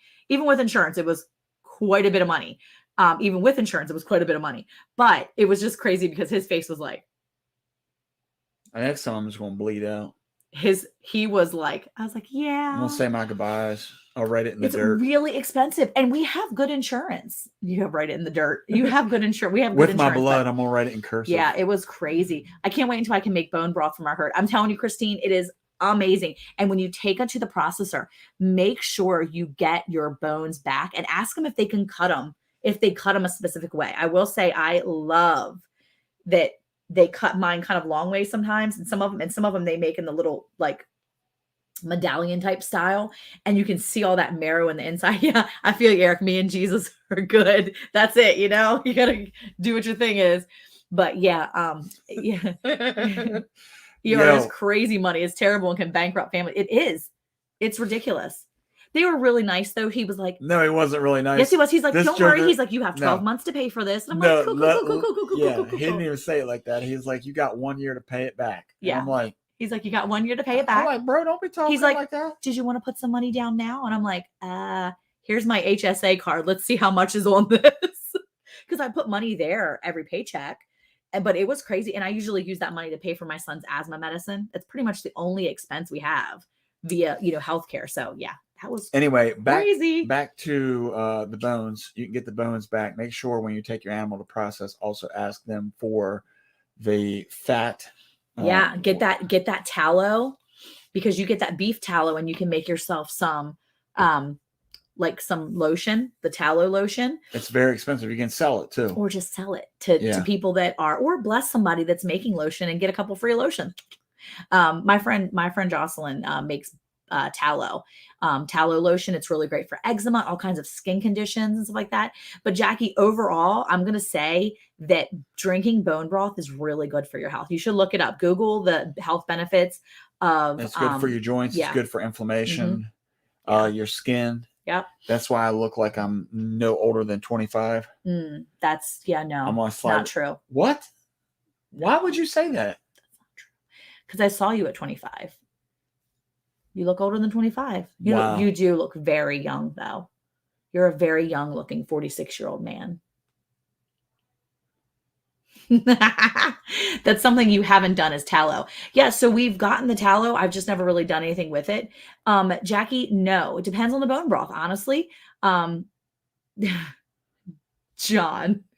Wait, what? If I ever have to go to the ER, my name is going to be Juan Gonzalez. No habla inglés. So wrong. Right. Jackie, no, it doesn't taste bad. Sometimes it really doesn't have much flavor. Some of the stuff that I made recently has amazing flavor, and I think it's just the length of time I cook. Of course, I was on a 3-day fast when I was drinking it, so it tasted so much better. I know if you probably got a doctor, you put some different seasonings in put it, some salt and pepper which in you it. could probably pick some seasonings that are also good for you. Yes, Christine, that's I think what John was trying to get across me, but it's free for others. I'll get off my soapbox before I say what I really think. I concur. I really do. Thank you, Miss Andale. Yes, maybe 26. She said, oh, that's so. Yeah, shaving, you'll look 25, Eric. Early 30s, Christine said. Yeah, he would never shave. Jackie, I've never seen him shave completely. Ever. Ever. Do you want to see me shave completely? I mean, you'd have like a white pretend beard. It would be like white face. It wouldn't even look weird. It would just look weird. I would do it in the summertime when my face is all red and tan.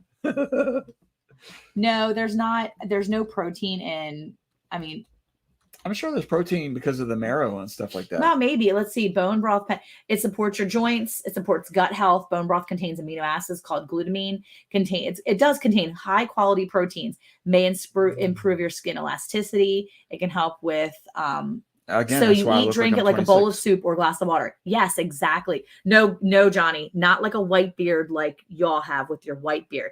I'm talking about like white. It would be a skin beard. But he'd be like white man here. Color of my shirt. He'd be like white man here, and like the rest of his like Indian complexion up here, because he's got like Indian in his family, so he stays like this like real nice like deep color. I mean, compared to me, like I'm pretty pale. I'm a little red today, but it's just because I washed my face extra hard this morning. Like anyway, but yeah, different white beard. It would be skin beard. I'm not shaving. That ain't happening, Jackie. No, he's not. He's not shaving, Jackie. But no, yeah. So like one of the things I do, Tish, is I put it in like one of those like bigger like soup bowls with like a little handle, or like a bigger. I like to eat it with a spoon. Eric will put it in like a big mug, like a coffee mug, and he'll drink it. He'll sip it like it's coffee or whatever. But yeah, like a broth soup or warm for me, or I like cook rice and noodles in it too. Yeah, you can cook it. So if you put anything you would put any type of beef broth in, you put bone broth in instead. I mean, it's going to work the same way. We're Indian, see? Yeah. So you have that nice skin. Oh yeah, I could tell that, Christine. That makes sense.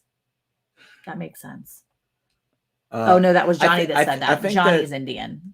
I think that at some point, and probably almost everybody in here now that Gary's gone, you're eating and drinking not necessarily what you love, but more what's good for your body. Oh, there you go. And I think that's kind of the, when I talk to people about how I eat, or they ask me why I eat certain ways, I try to explain to them, I don't want to wait until I have all the health issues before I start changing my eating habits. I would rather have a good habit now so that it's minimal correction or change if needed. Bowen at Thunderstick Homestead, I'm the perfect shade of brown. I might try that Juan Gonzalez thing next hospital trip. Okay, I'm going to go to bed now. Oh my gosh. Oh, and then he says, I've threatened to dye my hair and goatee. Al's Paul Hollywood. Oh, I'm sorry. Johnny said he's Native American. Actually, if you're in school now, you're called Indigenous peoples, just so you know. Indigenous peoples. That's right there. Who's ever met a beerless homesteader? Doesn't happen. It just doesn't happen. But yeah, no, we are both enrolled. Are you really, Christine? That's awesome. I've been to Tahlequah. I don't know how to say it. The Cherokee Indian place up in Oklahoma. They were closed when we went through there this past time. They're closed now, right now. I don't know why they're closed, but we went to that town, and we went there like 12 years ago or 10 years ago. It was awesome. We had such a good visit. The kids loved it. And Eric's mom is a quarter Indian, I guess. I don't know how you break that. I don't know the fractions on that. Her dad was half Indian. He was half Cherokee. Her dad was half Cherokee. Her grandfather was full Cherokee. So her dad was half Cherokee. Yeah, so mom would be and then she's a quarter. But they can't prove it anyhow because the grandfather and the father died pretty young. And so they can't prove it anyhow. So now it's kind of like, but we went there because it's kind of, it's such a great place to go. Yes, you drink it warm like a tea. Yes. That's so cool, Christine. I love that. Yeah, because if you don't drink it warm, then you're going to get little chunks of the fat and stuff like that. Yeah. Like the grease where Scotty it gets stuck to your roof. I'm part Mi'kmaq. I don't know how to say it. Yeah. Of course Christine says, well, I'm Native American, and that is what our mission statement says. See? I like it too. See, that's what you should be. I like Native American personally. I like that way to say it. But now in all the like school books, it's Indigenous peoples. I'm like, that's just weird. I don't like it. We were going through all of our stuff.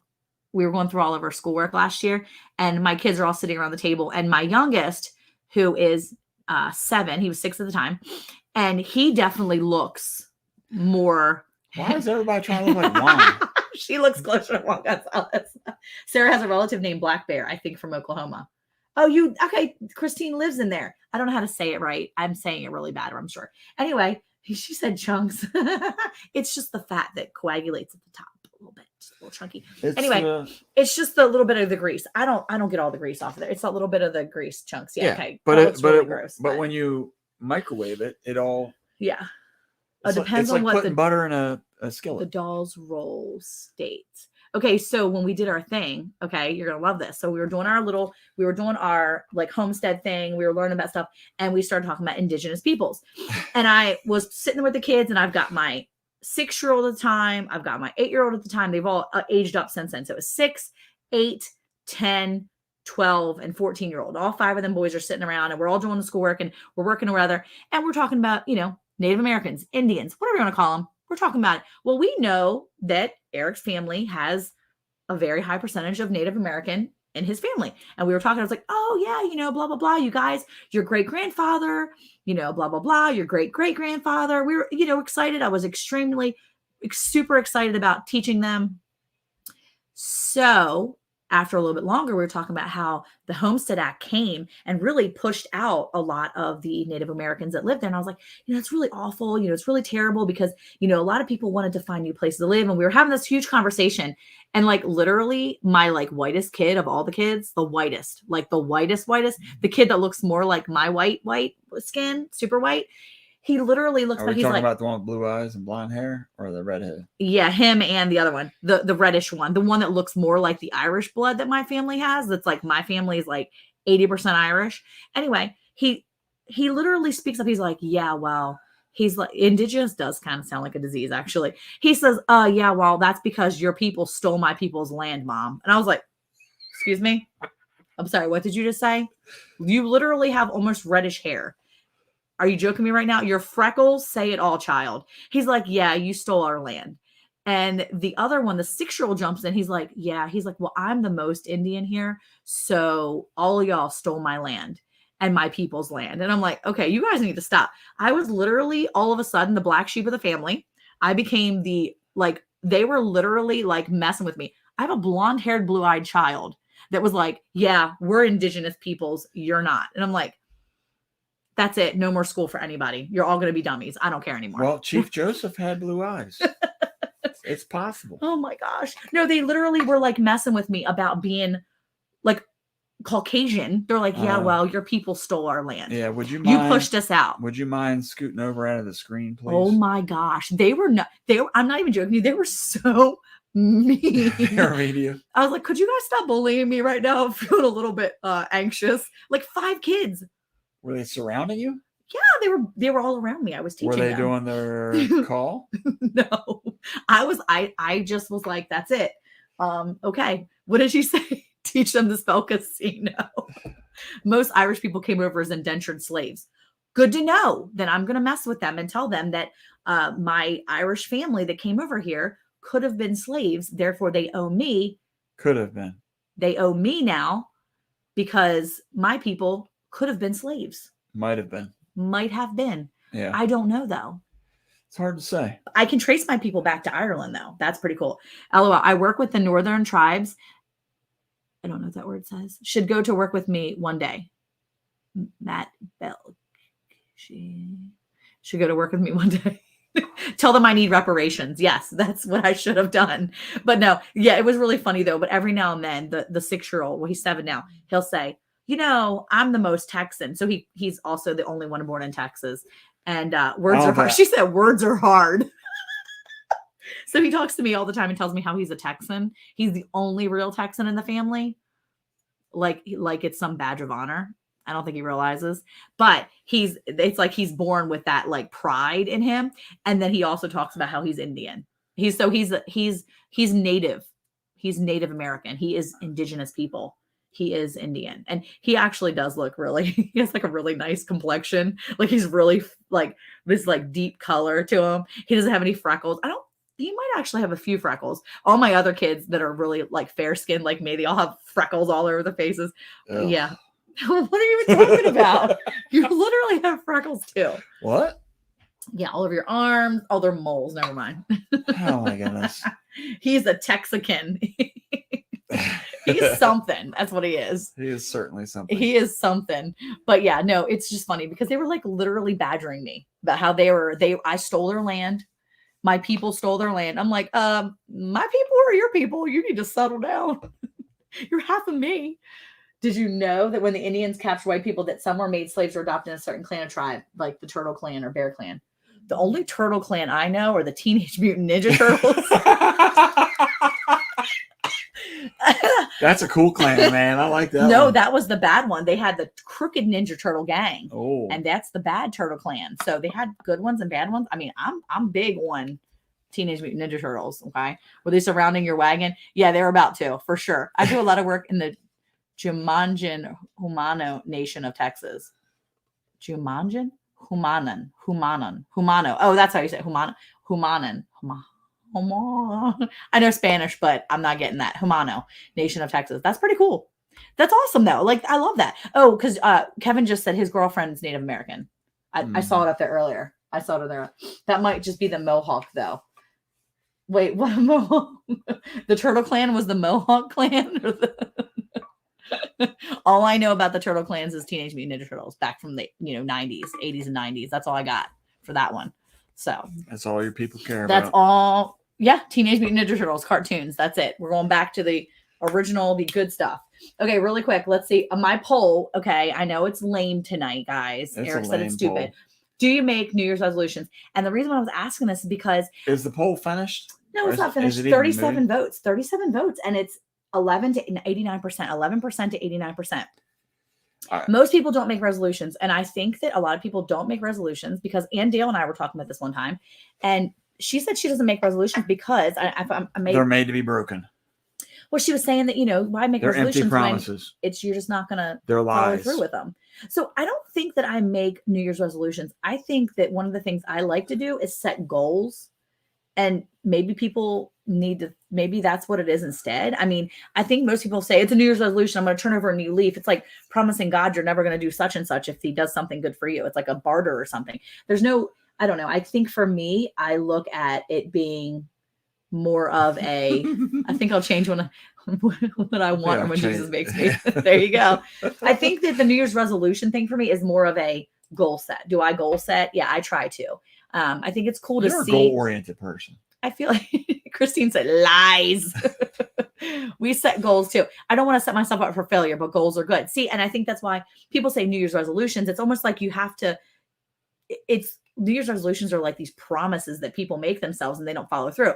But I think if you look at a New Year's resolution and look at it more as a goal setting thing, then I think people would stick to stuff like that more. Because when you make goals, they tend to be more realistic. New Year's resolutions like, I'm going to lose 50 pounds this year and I'm going to do this and this and this. Okay, well, maybe you lose 50 pounds but by March, but maybe by, August, you gain all 50 pounds back and then some. I mean, is your New Year's resolution not met? I don't know. I think it's one of those things where you have goals for your life and you try to be smart about achieving those goals. You should increase your knowledge set but you should be growing every year and not just wider. Right? Well, the pressure. I know, Tish. Well, okay, so I was talking to a gentleman at work today, and that was one of the things that we talked about. And I think that is the problem with the New Year's resolution because they are very lofty. You're coming up with something, you're a 105-pound woman, and you're like, I want to lose 35 pounds. Well, and you're like, first of all, if it's a 105-pound woman, I wouldn't be here. Well, no, but my point is that my body don't work with that. Go ahead. It's a very lofty goal. Yes. Look at Christine. Fever is coming. Sure, Fever must have broke goals with dates and measurable sets accountability. That's some big words there. She was struggling above to say some basics. Get it now. Fever has broken. So yeah, she's in now. She's all in. Yeah, don't get lighter. She got her socks on like you recommended. Yeah. Cold water first, wool sock second. No, what I was going to say was, though, that in the Bible, and I can't remember exactly which book it is, but it says something along the lines, I'm paraphrasing, where the people don't have a vision, they will perish. And I can't remember exactly where that is, but as I was talking to the gentleman at work today, that the thing is about that is if you don't have purpose, if you don't have something that you're striving for, then your life just becomes the Groundhog Day, so to speak, where it's the same thing day in and day out, and you're not shooting for anything. You're not goal oriented. And if you don't have a vision, if you don't have an idea of what you want to do, regardless of what your age is, if you don't have something you're shooting for, what's the point in living? Wow, that's pretty deep. No, we have not transitioned to a segment of Round the Hay Bale. It's what I do for a living. She does words. Or she sets goals. I don't know. She said the socks did work. See? You made all that up. I didn't make the sock thing up. She fell for it and it worked. There's a lady I follow on Instagram. She's super smart. And I basically take all of her reels and I forward them to myself. And then I watch all of them at like 3 a.m. when I can't sleep. So I'm getting that like knowledge base at 3 a.m. I forget about 50% of the reels that I watch. So I go back and watch them again. Proverbs 29:18, Eric. Where there's no vision, the people perish, but he that keepeth a law, happy is he. Boom. That's some good stuff. Look at all them. Look at all them people that saw it and knew it. Was it? Yeah. So anyway, it's important. Yeah. I agree. I think it's Yeah. important to make goals. Yes. And I think that regardless of your age, Mm-hmm. so whether you're the youngest one in here or the oldest, Yes. high five, we're neither. Boom. Right in the middle. And for anybody that's sitting there thinking and wondering who's in here, you're probably the oldest. I'm not gonna call any names. But if you're scrolling through the chat to figure out who's in here right now, you're probably the guy. You know what I mean? Oh my gosh. Okay. Anyway, good night, Thunderstick Homestead. He said, "Now I'm really going to bed." But yeah, it's Don't important. let people shorter than you surround your wagon. Bye. See you in the future. Yeah, it's important. Crazy. It's important to have goals. I agree with that. So is there Look, Anne and Regina are going to fight over who's the oldest now. I don't think so. I don't know. I'm not sure where I fall on that scale. You're right in the middle, Christine. You're in the middle, honey. Don't worry. I know. You're in the middle. She's in the middle. Okay, I'm not arguing. She's in the middle. I know she is. So what did you have? Did you have some things you wanted to talk about, or no? I just wanted to. Scotty, look, we're throwing ages out there now. Scotty's like, I'm 61. He's trying to take the W. Smart goals. I know. I just think that it's interesting, and I think that yes, Scotty's wife says she might think she might be the oldest. No, I think that it's one of those things. Right. Oh, Regina's going for it. She's 67. She's thinking. Follow the River's the name of that book. Oh, wait. Flash Ministries is the wife of Scotty Tuhati, Mm-hmm. right? So why is she saying I might be the oldest? Does she not know how old her husband is? She does. So she's thinking she knows she's older than him, but she's not ready to give up the age. I see. But now Regina threw it out there. Okay. She's 67, and Jesse's going to be 62 in April. There you go. Jackie, you're not in. Regina might have it. No. Yeah, Regina might have it. Oh, Andale says, yay, 64, yay. I'm in the middle. So Regina might have it. I don't think Andale understands what the middle means. Yeah. Flash Minter says, I'll be 7 years old, February 2nd. She might have it. She Although robbed the cradle? Because her husband's 61. That's so cute. I love it. No, you know what though? Miss Jeannie Lipsky, I think, is in her. I think she might be in her 60s because I remember her saying something on one of my comments that she was in her 60s. I think too. I'm 61. All the cool kids like us. All the cool kids are watching us. Hiking with Jackie Boy 61 is telling his wife. She said, "Yes, I did." That he's 61. No, that's the hiking. No. It's Hottie Scotty Too Oh, Hottie. I'm getting mixed and she up said, now. "A Flash Minister said, yes, I did." LOL. Hey, Eric, anywhere in between the middle. Anywhere in between in the middle. There you go. Boom. So anyway, but no, I just think it's awesome to set goals, and I think it's really cool to set tangible goals that you can do. You can achieve and give goal. You want to obviously give yourself something big, but you don't want to give yourself a bunch of goals that you're never going to reach. And I think that's foolish. That's just stupid. It's just not being smart about it. And it's going to set yourself up for failure. Like Miss Ann said, I don't want to set up, why are you doing that? Careful. You're on like something else. You don't want to set up yourself up for failure, but why not set yourself up for success and set up goals that are working your way up to something achievable? This year we made it to 16,000 subscribers for our YouTube channel this year. I would love to hit 20,000 subscribers in 2024. I would love it. Do I think we'll do it? I don't know, but you never know. You go with your lofty goals. You never know what God can do with your ministry, with your life, with your testimony. I want to see my children. I have a child getting married this coming year in 2024. I am so excited about 2024. I want to spend more time in God's word. I want to set goals for myself to read through the Bible in a year because I have a yearly Bible reading thing and it's 52 weeks. I want to read the Bible in a year. I want to do those things. Exactly. Kevin said, make the goals challenging but obtainable. And that's the thing. I know I can read the Bible in a year. I know I can stick with that program, but it's going to be challenging for me because I have to put time in there to get certain things done. My son Luke is getting married in 2024. So I want to look good in my dress and I want to feel good in whatever dress I get. So my goal is to purchase a dress ahead of time and give myself a few months to make sure I feel comfortable in that dress. No, we're not doing that. But I'm going to give myself a dress that I fit into and that I look good in. But I want to make sure that I feel comfortable in it. I want to take care of my body ahead of time and feel good doing those things. But I want to read the Bible in a year. I want 20,000 subscribers. How much do you want? Okay, there you go. Where's his live?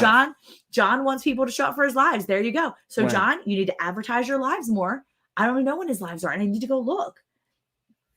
People think I'm. See, Flash Ministry says she thinks people think she's in her early 50s. See, She's been drinking that bone broth.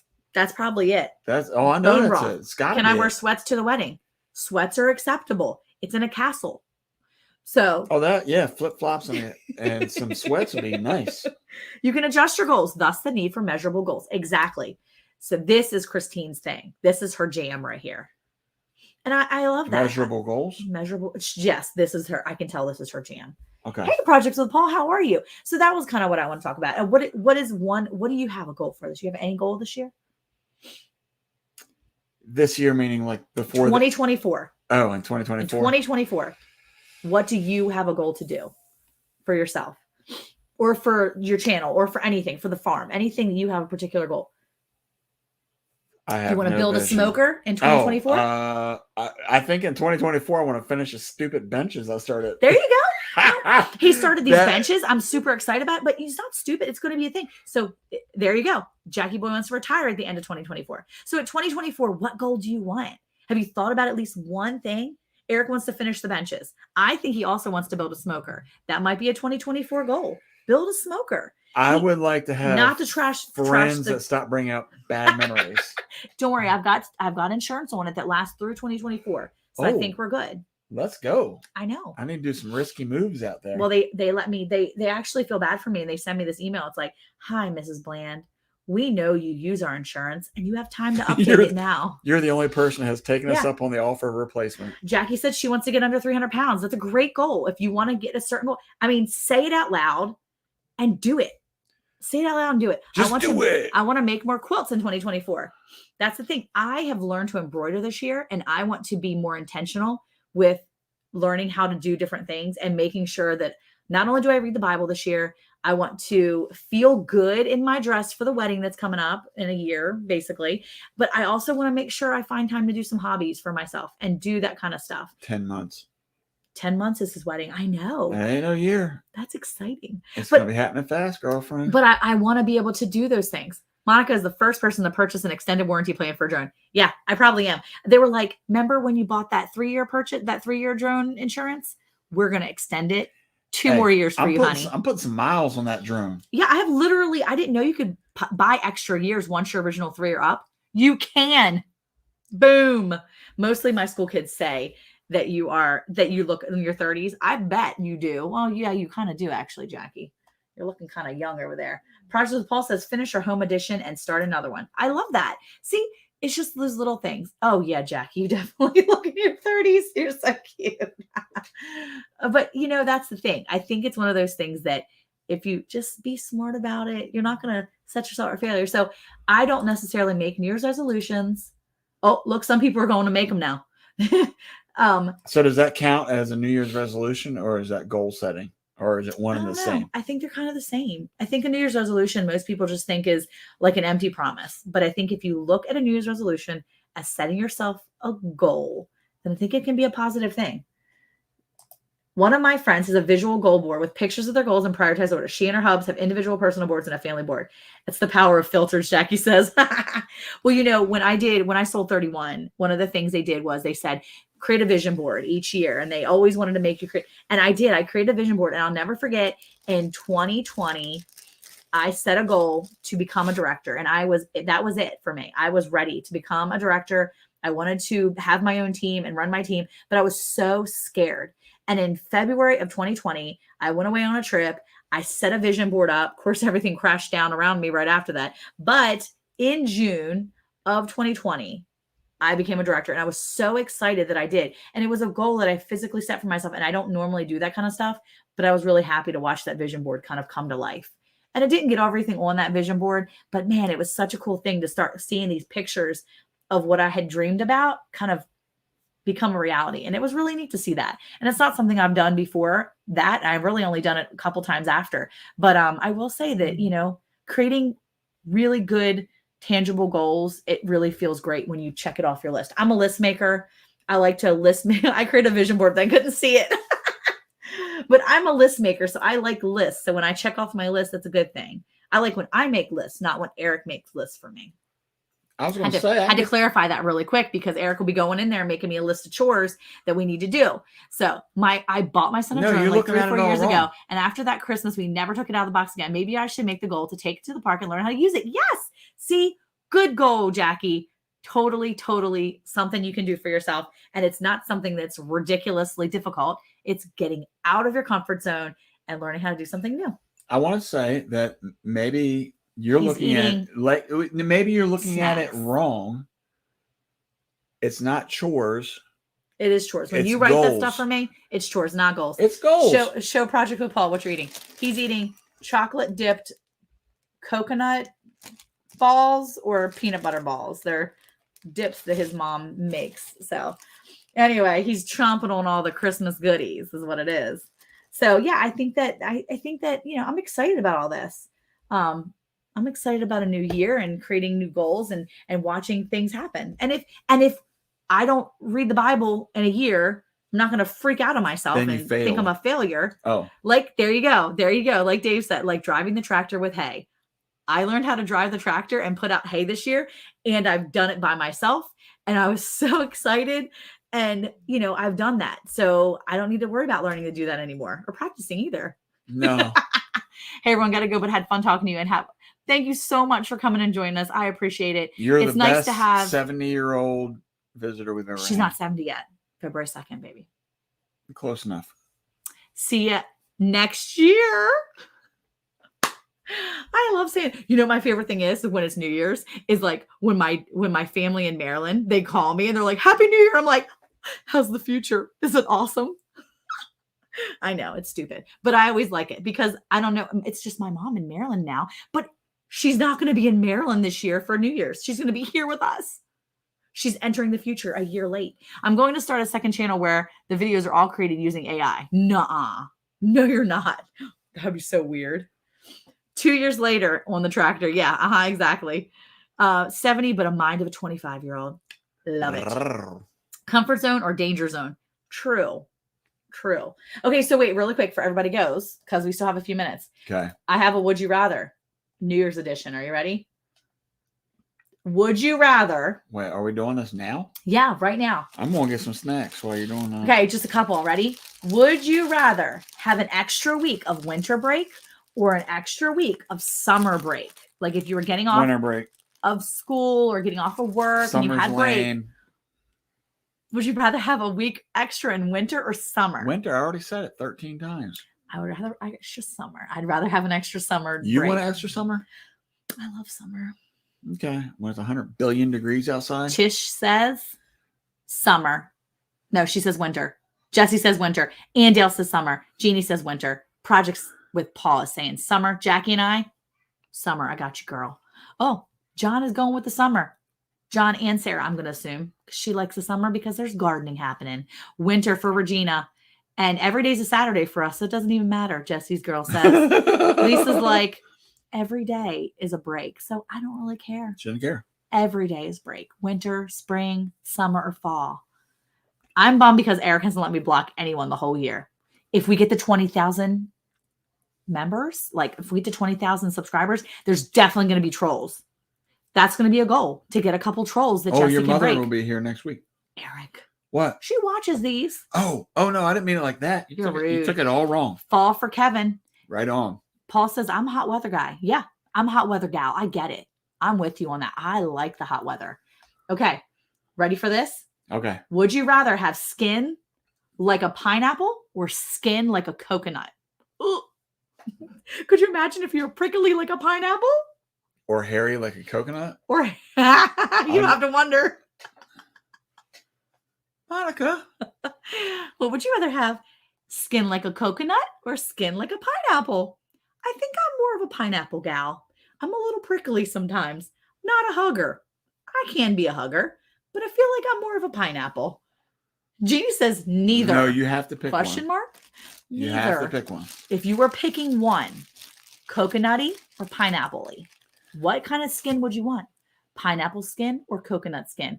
I feel like most people are going to go with coconut. Oh, Jackie Boy's with, yeah, Kevin's with me. Prickly pear cactus. Oh, Lisa's saying coconut. Jackie's saying coconut and a strong razor. She's part of the razor club. Let's see. If I have to choose, you do, Miss Ann. Coconut. Tish is saying coconut too. And Could you Paul's saying put imagine? the lime in the coconut.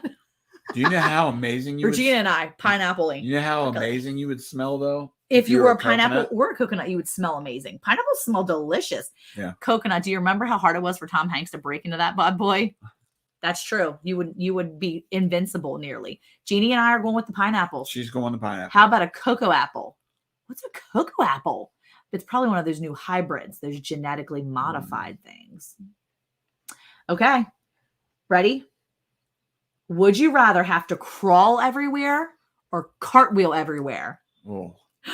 I did a cartwheel about 5 years ago and almost blew my hip out.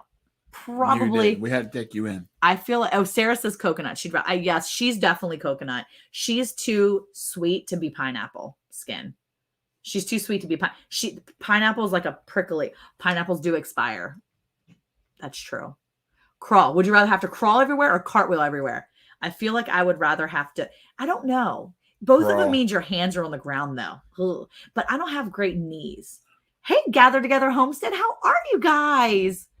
They came in just to get the would you rather. Yeah. So we're playing would you rather. Would you rather have to crawl everywhere or cartwheel everywhere? Jackie says, I'm gonna marry a pineapple. We make pineapple colds every night. Cartwheel. Tish is cartwheeling everywhere. Paul is crawling everywhere. And Andel says, I'm gonna have to crawl these days. She's not cartwheeling. But if your body was 100, like not 100 years old, like 100%, like if you had no arthritis, Miss Ann, nothing, would you crawl or cartwheel? If your body was like in perfect condition to do either or, what would you rather do? I think I'd still rather crawl. Yeah. Cartwheeling, you'd miss half of everything. Not necessarily. You're just going to get there by doing that. I mean, crawling, you're going to be looking around. I mean, cartwheeling. You'd be getting dizzy. Cartwheeling's fast. I can crawl fast and get dizzy cartwheeling. Yeah, that's right. Project with Paul said, hey, Eric, how's the birthday working out? The B-day working out? Are you saying body working out with him eating all these sweets, maybe? Crawl. You know what? Forget it. I'm not eating any more. Cartwheels for sure. And saying then crawling. Scotty's crawling. Autocrat. Pina colada is not colds. That's what I was thinking too. And then I wasn't sure. So I wasn't sure what I was going to say. Oh, yeah. And that's Glenn and Jessica said, definitely crawl. I'll be dizzy doing cartwheels. I feel like I'm crawling already. Give me the cartwheel. Okay, ready? Would you rather live without your phone or live without your toothbrush for an entire year? Phone. Would you rather live without your phone or live without your toothbrush for the entire year? Your bidet. He's not set up his bidet yet for his birthday bidet. Didn't set it up yet. I'm going to set it up. I'm not even putting that comment up. Everybody would rather live without their phone because we all like clean teeth. Yeah, I don't think I could have dirty mouth. I don't think I could dirty mouth it. It's because phones are crazy. Yeah. Can I tell you how crazy? But if you didn't have a phone, you wouldn't be able to get on YouTube. I mean, you could with your computer, so it'd be fine. I understand that, but I would be willing to give that up if I got rid of my phone. Yeah. But what I wanted to say was I couldn't live with dirty teeth. It'd be Do you know how crazy the smartphones are now? Let me tell you this. Yeah. The other day I was working out. I have one more would you rather, so don't leave yet, guys. It's going to be a good one. I got to tell you this though. Quick. So the other day I was working out. True, Lisa. Had my earbuds in. Yeah. So when my earbuds are in, it will read the text to me. Okay. Smart. The text told me that it was a text from Caleb. Oh. To me and one other person. Okay. Yeah. All right. But it went on to tell me that he sent 2 images that were a box with a blank screen and buttons on it. What? It described the image? It described the image. Oh, that's weird. Now, here, the other day when I was working on the phone. And smart too. And Lisa got it. And I was looking at pictures. It asked me if one of the images were you. And I declined it. But what it's doing is now it doesn't know what I look like. It's all the facial recognition. That's crazy. I don't like that. So when I was telling Caleb about this, he was like, yeah.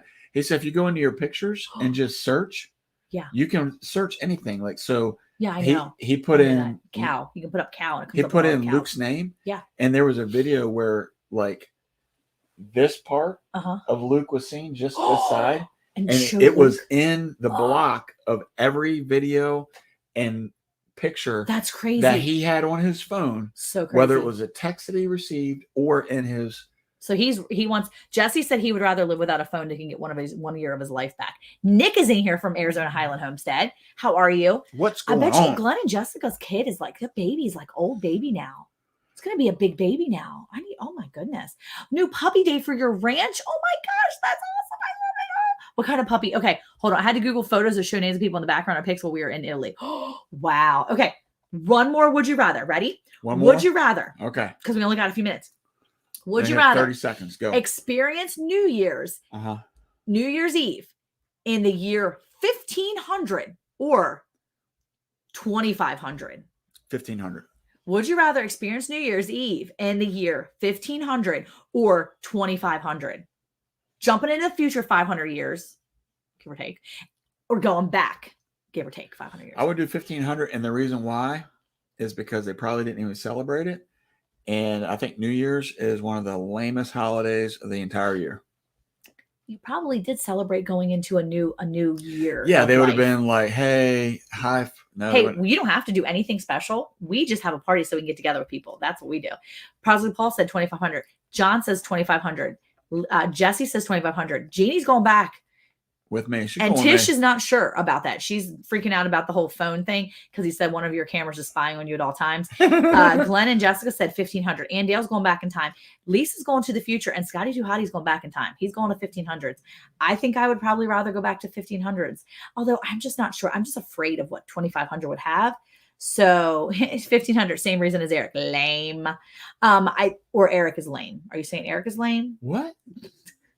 Anyway, yeah, I think that I would want to do 2,500. She's off the phone. She's all in on 2,500. I feel like I would rather do 2,500, but I'm kind of afraid for what it would be. So I think I'm just going to go back to the past because I know what they expect there, I think, to a certain point. Regina got a new puppy too. He's 12 weeks old. Oh my gosh. What kind of puppy? Border Collie Cross, Catalua, Idaho, Shag. I don't know what that is. And ACD are the other breeds. Ooh, 1,500 for Nick. 1,500 for Regina. Regina, what kind of dog is it? Lisa said they won't have insulin back in 1,500, so she's not going back there. But maybe you wouldn't need it though in 1,500.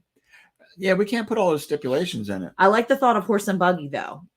No New Year's Eve. Jackie says she's talking about the New Year's Eve is lame, not you. We already know what the 1,500s were like, but we don't know what 2,500 would be like. I want to ride around like the Jetsons. Oh, Regina got a little mini schnauzer. Oh, it's so cute. She's got boxers too. So could you imagine the boxers being crazy with a little 12-week-old mini schnauzer? No, miniature schnauzers don't play. Yeah. I bet you the schnauzer's going to be running the coop. John says 2,500 and celebrate with Solly and Green. Wait, Scotty says, Scotty says, look at my picture since I recreated the Revolutionary War. Hold on, I'm going to go look. Let's see. Tish that's cool. Cool picture. I like it. That's really cool. I like it. Tish Ross is out. She says Happy New Year. Yeah, we're getting ready to go too. Happy Lisa New Year. and Jesse are adventurous for sure. Congrats, Regina. Ours is 8 weeks old, so small. You guys are so sweet with your puppies. I love that. Look at the way things are headed. I don't think I want to see 2,500. I don't think I want to either. And so I think I'm just going to go back to what I know would be. And it may not be like as amazing as it is now. But 1,500s is going to be a thing. So I think I'd rather go back to then too. I'm out. Okay. So you know what? Peace out, Girl Scout. It's time to go. It's 10 o'clock. And you know what? We will see you guys next year. I am that's so excited. funny. I'm so excited. It's going to be 2024.